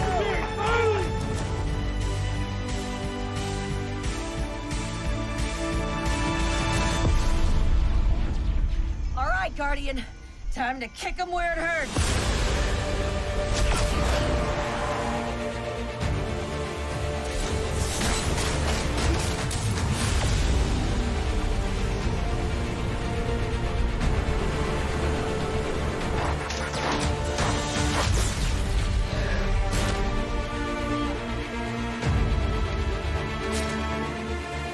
This is going to hurt.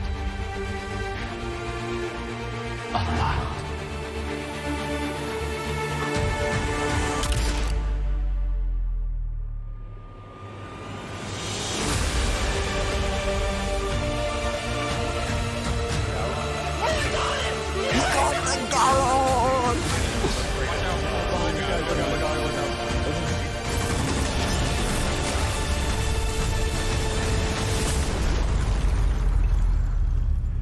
This is great.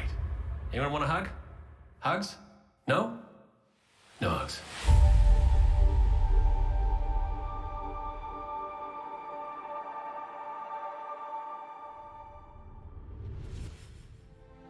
How do you follow that? Wow.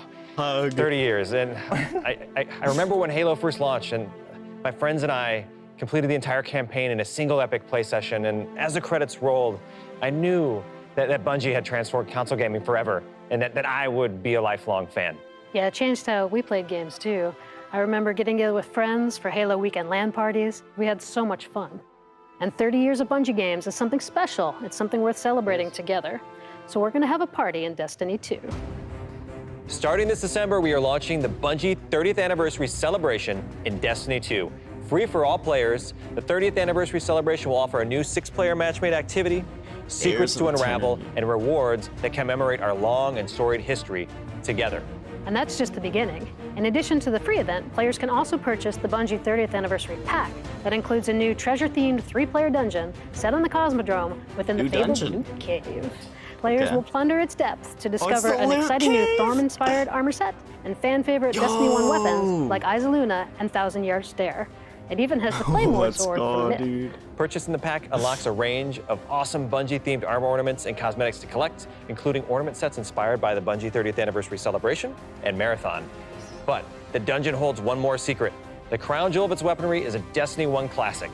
Gallahorn is making its long-awaited debut in Destiny 2.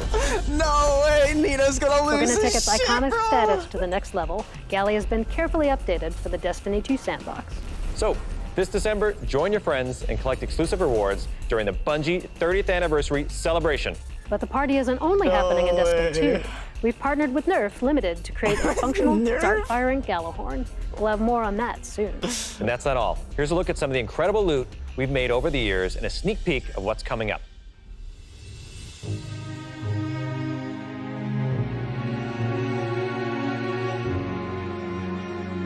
Wow, Lorraine, I can't believe we're celebrating Bungie's 30th anniversary. 30 years. It's incredible. Yeah. I mean, look, think of all the games and products that have come out over these years. Yeah, starting Operation Desert Storm, Pathways into Darkness, Marathon, Myth, Oni, Halo, and Destiny. 7 years of Destiny. It's an amazing journey. So excited. You know, we have a lot of really cool stuff coming up and a lot of other things in the works, of course, as always. But Yeah. I mean, what do we have? We have the fallen captain statue, which is incredible. And then we have the helmet, the Celestial Nighthawk That thing helmet. is so cool. Yeah. And my favorite, the Arcadia jump ship. Yeah, I get goosebumps just thinking about that. You know, it really gives me that nostalgia from Destiny 1. And so I think it's a great way we're going to celebrate not only Bungie's 30-year heritage, but the 7-year heritage of Destiny. Yeah. And it definitely gives you the feels.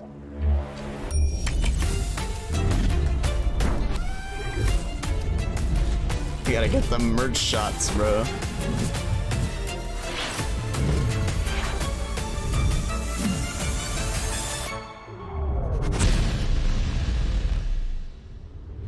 Thank you for being on this journey with us, whether it started this year or 30 years ago. We've just started talking about the Witch Queen today. You've got our first peek at weapon crafting, our Definitively Destiny campaign, the Glaive, and a year full of updates to all our light-based subclasses. All of this and more is coming alongside Savathun's long-awaited arrival front and center to the Destiny universe. The Witch Queen marks an acceleration in our story heading towards the conclusion of the Light and Dark saga, and we're so excited for everyone to join us on this epic adventure in the Witch Queen, Lightfall, the final shape, and beyond. And the Witch Queen's gonna kick off another amazing year of Destiny with 4 great seasons packed with all of the narrative, events, and rewards that you've come to expect from us. But there's even more coming next year than just our new seasons. The deluxe edition of the Witch Queen will also include 2 brand new dungeons to be released in 2022. And we're also going to be remastering another classic Destiny 1 raid and releasing it free for all players. This means going forward, starting this December with our 30th anniversary event, there will be a new piece of raid or dungeon content in the game every 3 months. Nice. In 2022, we will also be adding legacy rotations for raids and dungeons, meaning every week there will be new ways to earn rewards in both the latest and greatest content and raids and dungeons from the past. If you love amazing in-game content, we want to prove that no other game offers more quality and more variety than Destiny 2. We hope that you've enjoyed a look into the future of Destiny 2. Witch Queen pre-orders are available wherever you play Destiny. Crossplay is live on all devices, and Season of the Lost kicks off today. See you in game. Let's go, dude.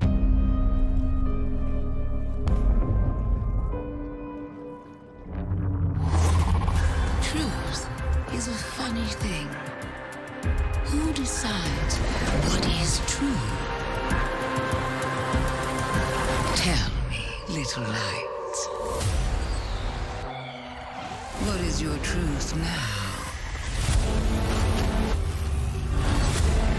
The Witch Queen is no less dangerous now than she has ever been.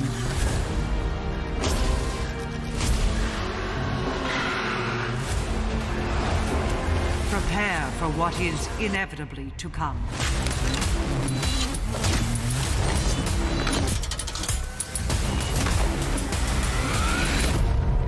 That honestly reminds me of something out of Doom, bro. Holy shit, they brought the presentation. My lord. My lord. Okay, now we just gotta wait for the update. Let me just buy Witch Queen real quick.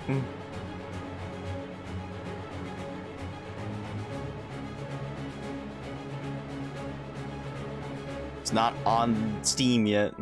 They lied. It said pre-order now.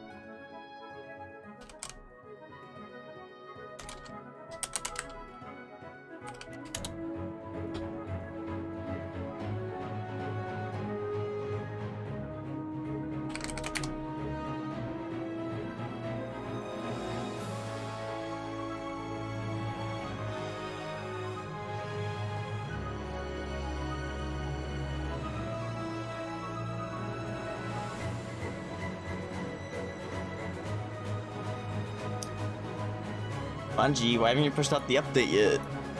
You can push out the update while doing maintenance, no?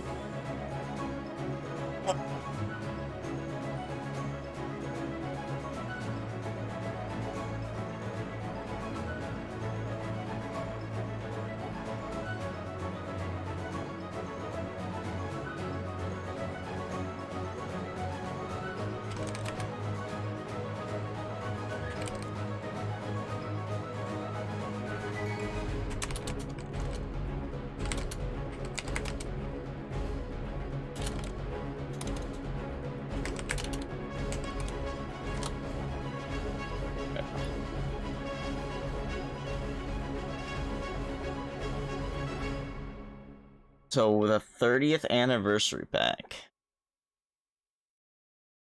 New pirate-themed dungeon, Thorn-inspired armor set, Bungie-themed ornaments and cosmetics, Claymore sword from myth and...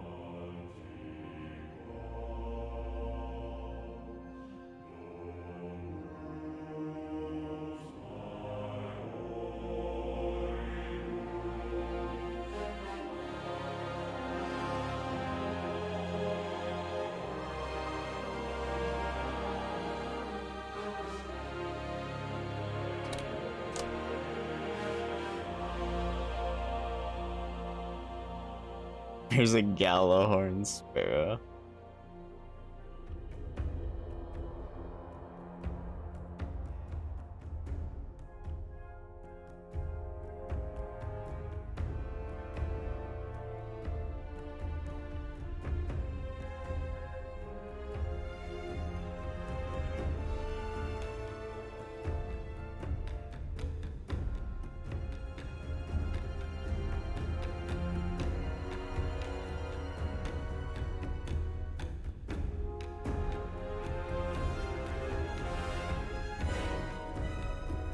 New dungeon or raid every 3 months. Let's go, dude.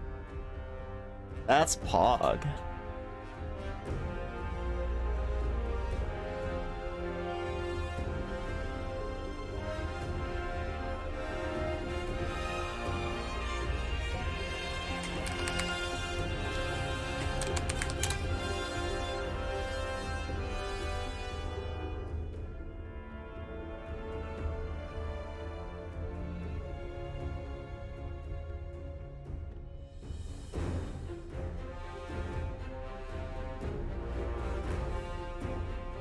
To wait till 10 a.m. for the actual update.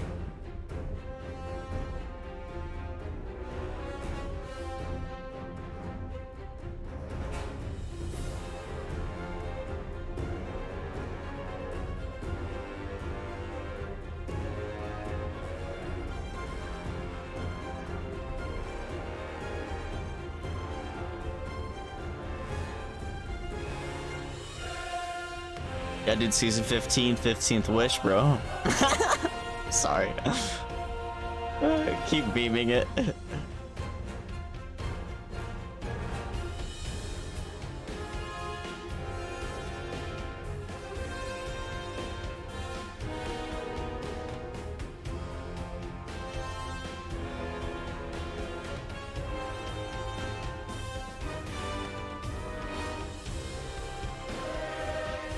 God damn it, Bungie, why can't you just push out the update before the servers go back up?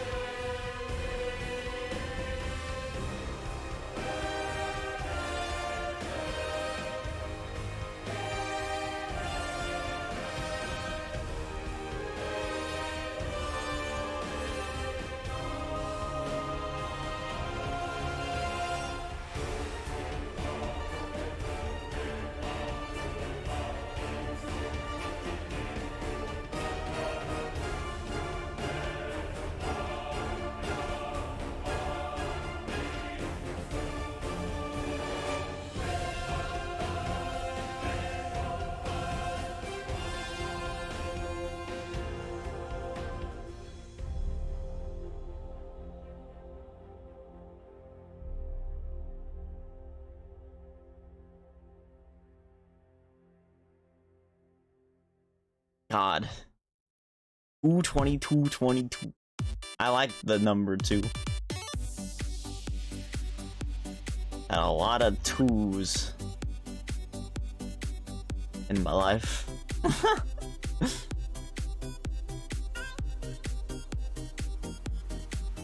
Oh.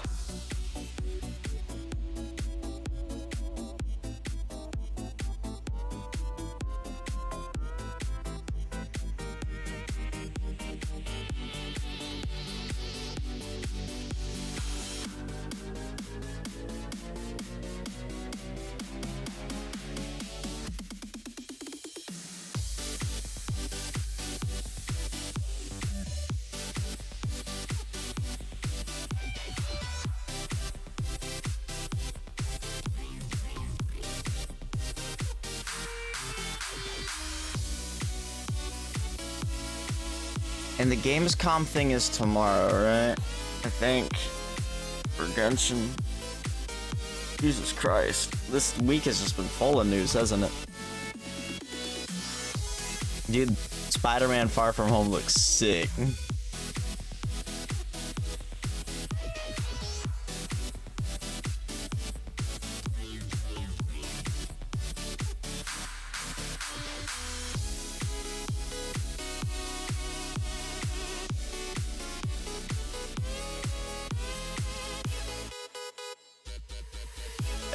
Cock, bruh.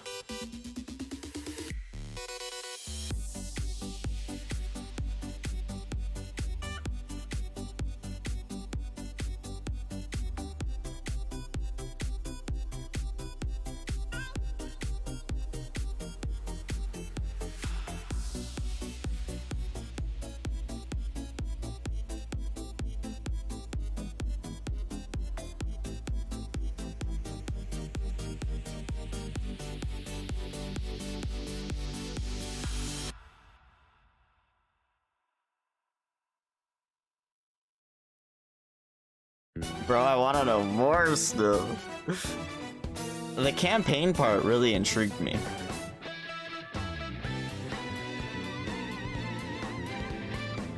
Like, are we actually gonna get a campaign that we can't beat in 3 hours?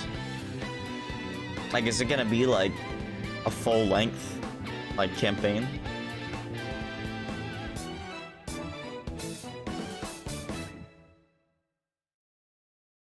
Not just some kind of obstacle that you need to get over.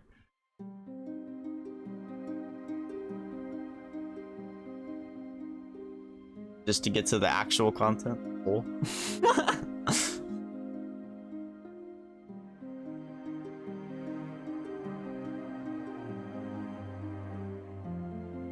I'm really intrigued about craftable weapons too. Does that mean we're gonna be able to possibly like change barrels, mags, perks, that kind of stuff?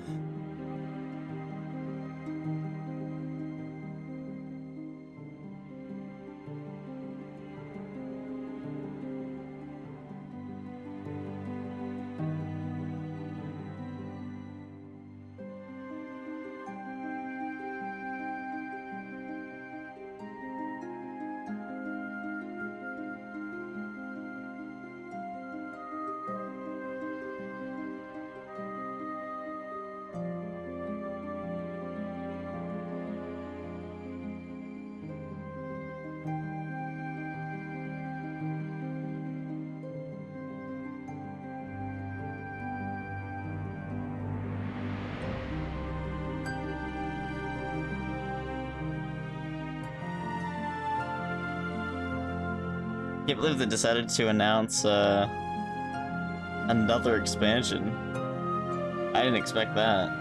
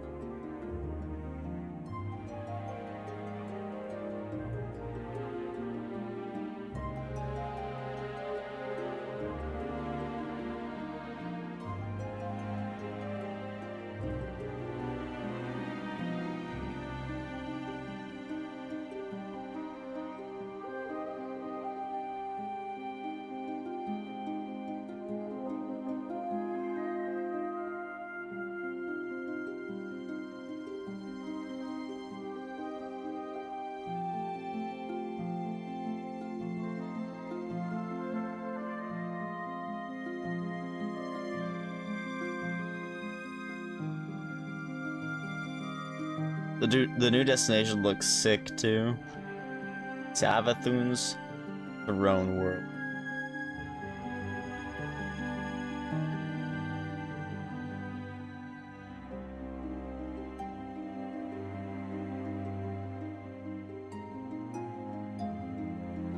I can't believe they're actually updating the light subclasses, starting with Void. in the Witch Queen. In the every season there'll be updates to the light subclasses. I did not expect that.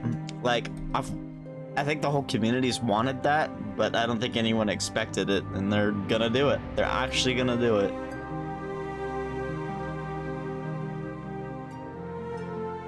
Massive darkness and physics.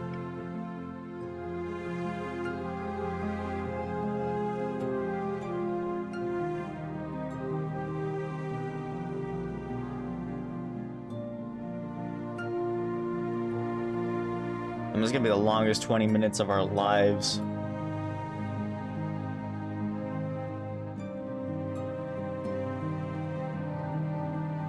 Then we all gotta sit in a queue. You guys ready?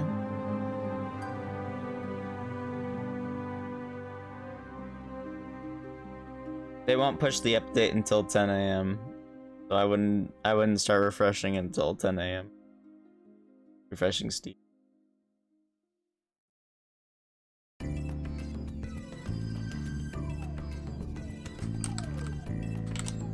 What if they press the wrong?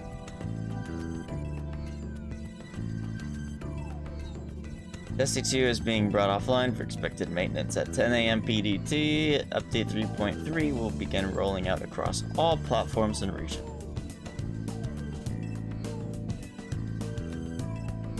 Now, DMG, get those patch notes out so we have something to do for the next 20 minutes.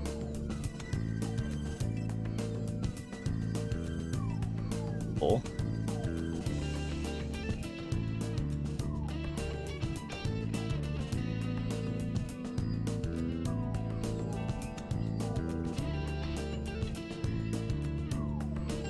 Wait, are we not doing trials? Okay.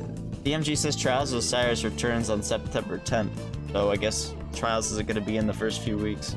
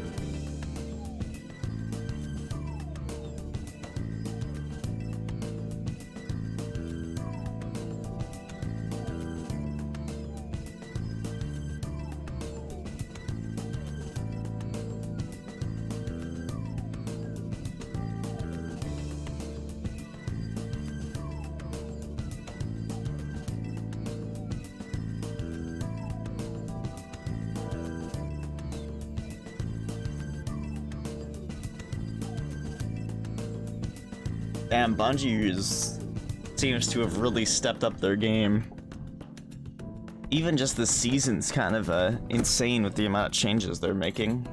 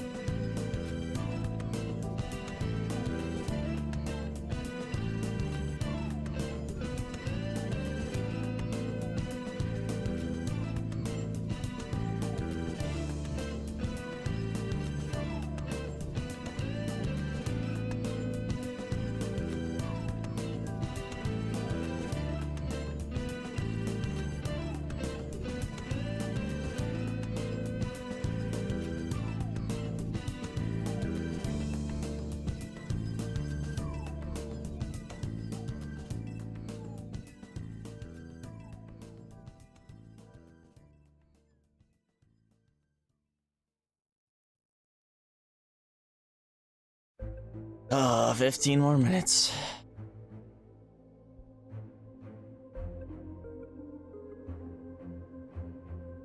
I'd play Yakuza for 15 minutes. Kidding.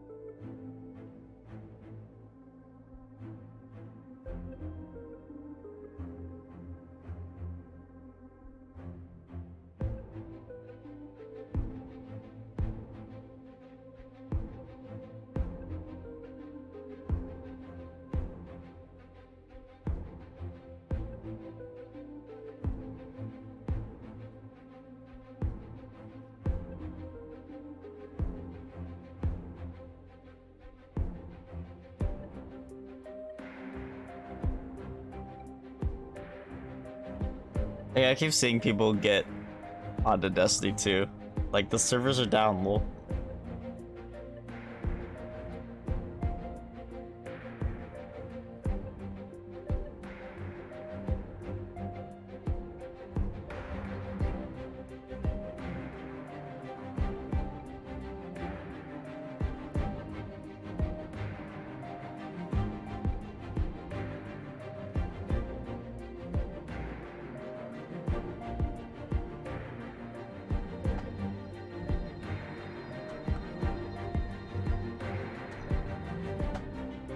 God, it feels like time isn't even moving, bro.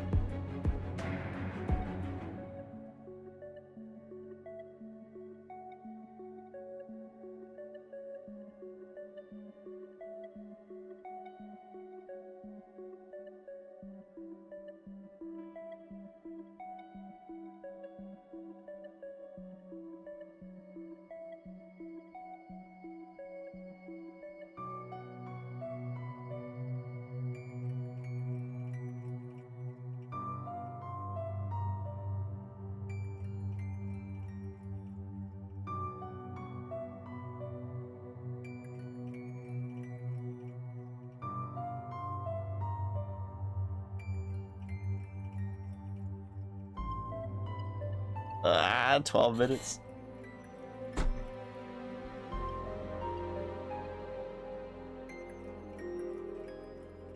What do we do? 12 minutes. Cool.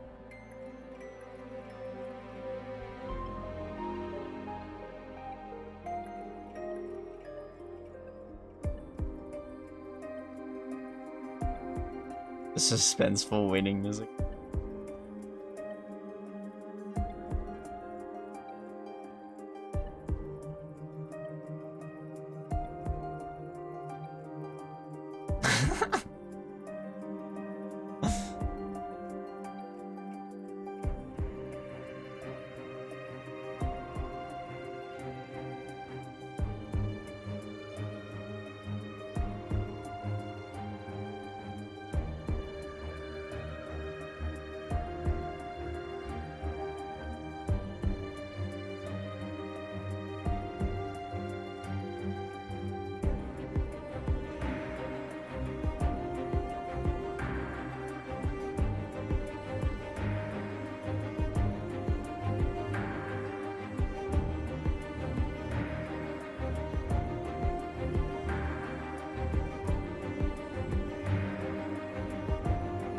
Oof.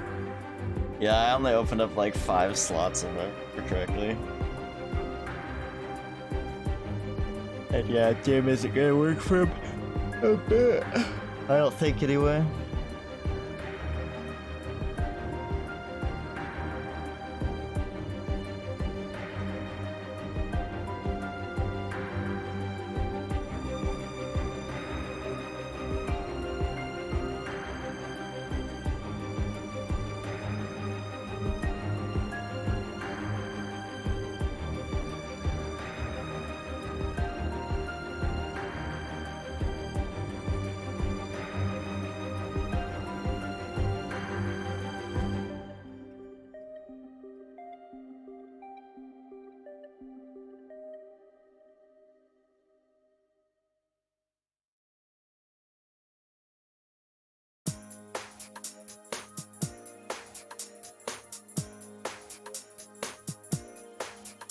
Oh goodness.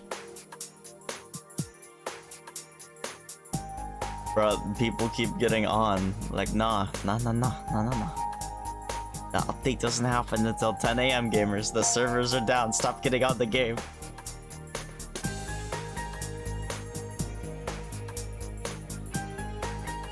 Who are you?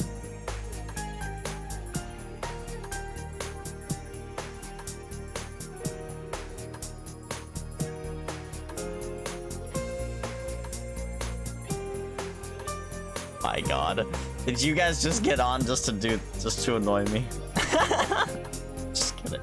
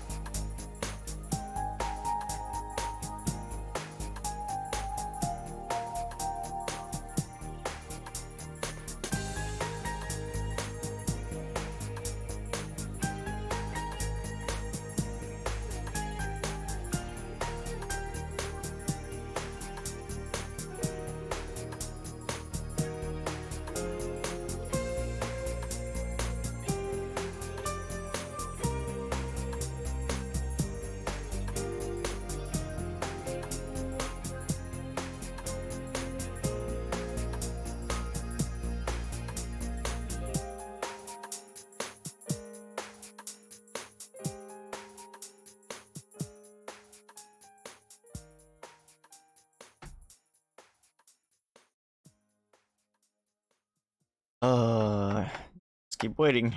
8 more minutes. Time's going by so slow, bro.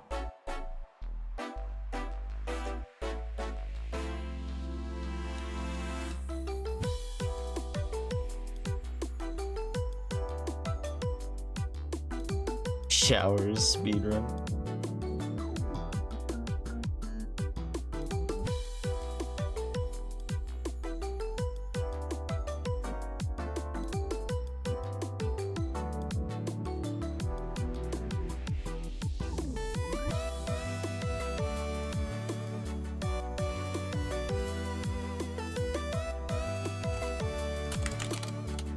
Cat jam indeed.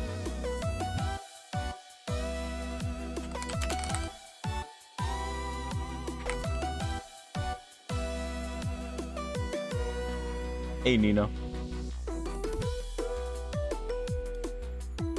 The Neen.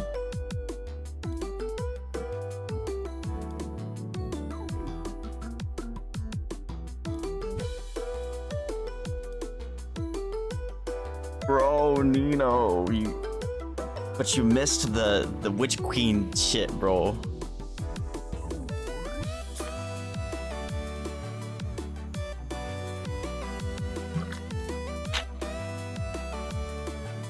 You should though. Since we're getting glaives.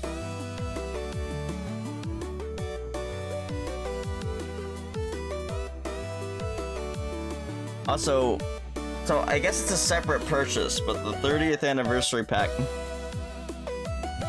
gets spoiled, so he just said he didn't care.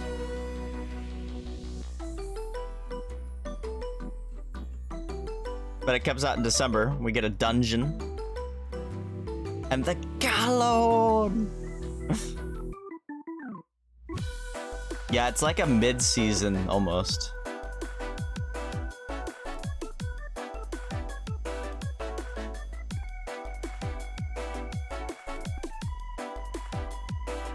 See, I told you he was gonna lose his shit, bro.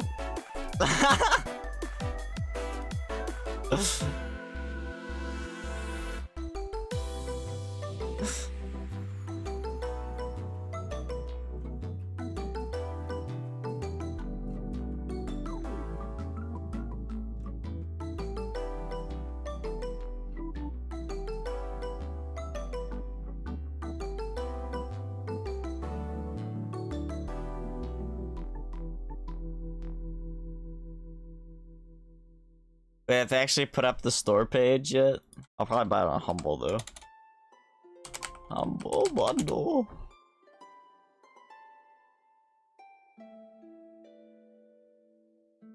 Jesus.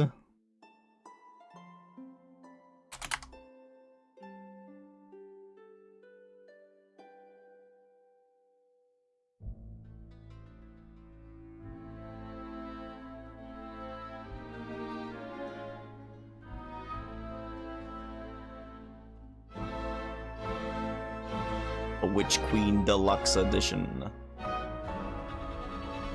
Oh, okay, that's Canadian. I keep forgetting you're a Canadian.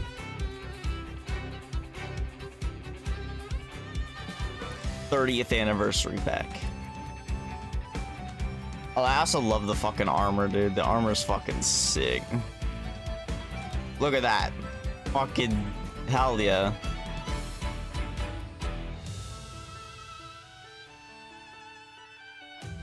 The Witch Queen plus 30th anniversary bundle.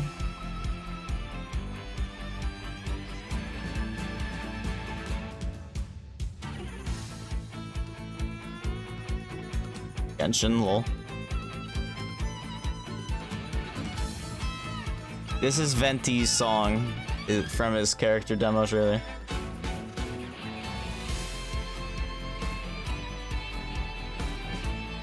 You probably have to buy the collectors on Bungie store, Willow. And they'll probably send a Steam code.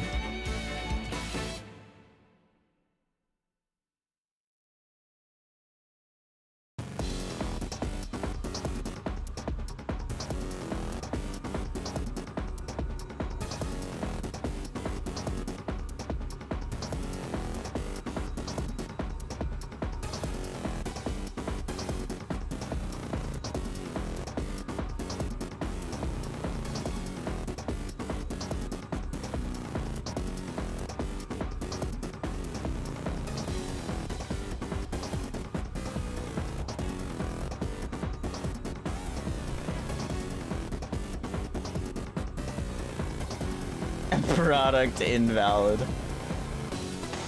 Yeah, I've got a feeling Bungie's about to be slammed server-wise.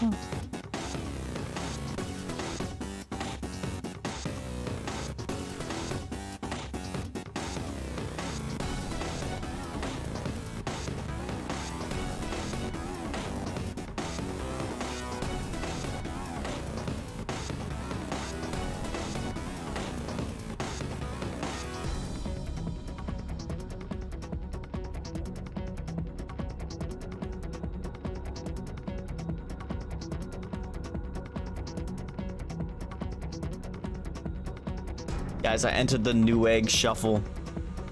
The Newegg Shuffle for a PS5. It's like the Newegg lottery. Lol.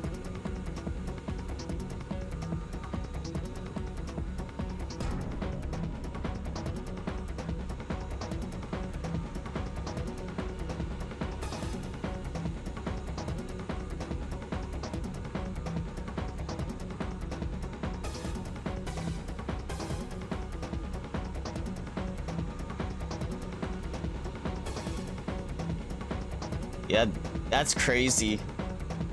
Bungie's banning account recoveries. That's really good though. It's really good for the game.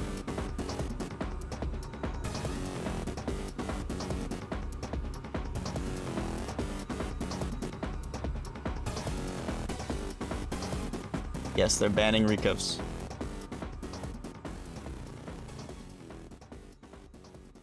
Dude, I love this shot. I love this shot.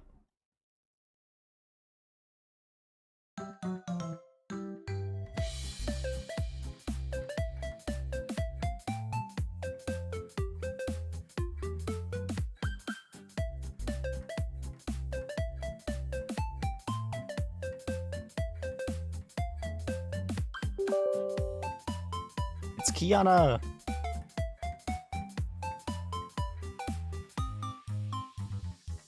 Steam open.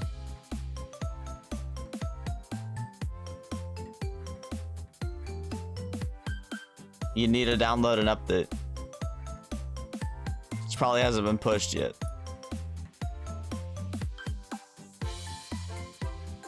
DQIX fan? Yeah, dude. I keep exiting Steam and opening it.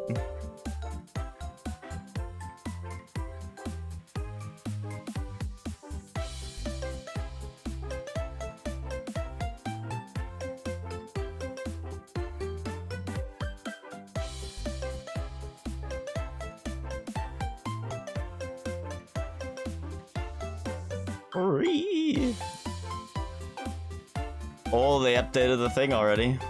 Let's go. Yeah, I don't know why you can't just like hit check for updates right here.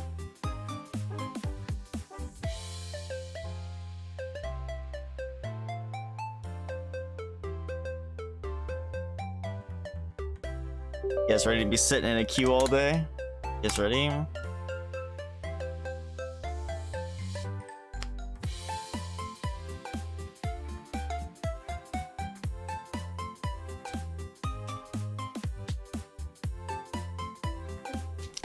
Ooh, hello.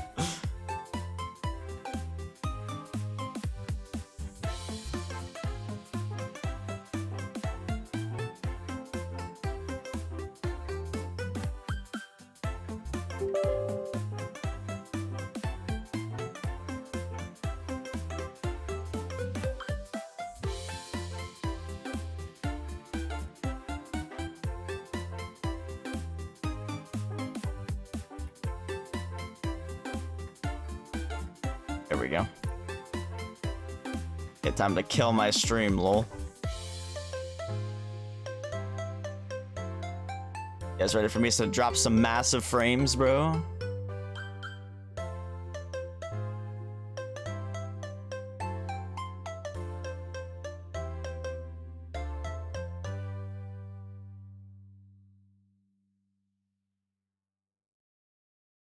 Frame dropping.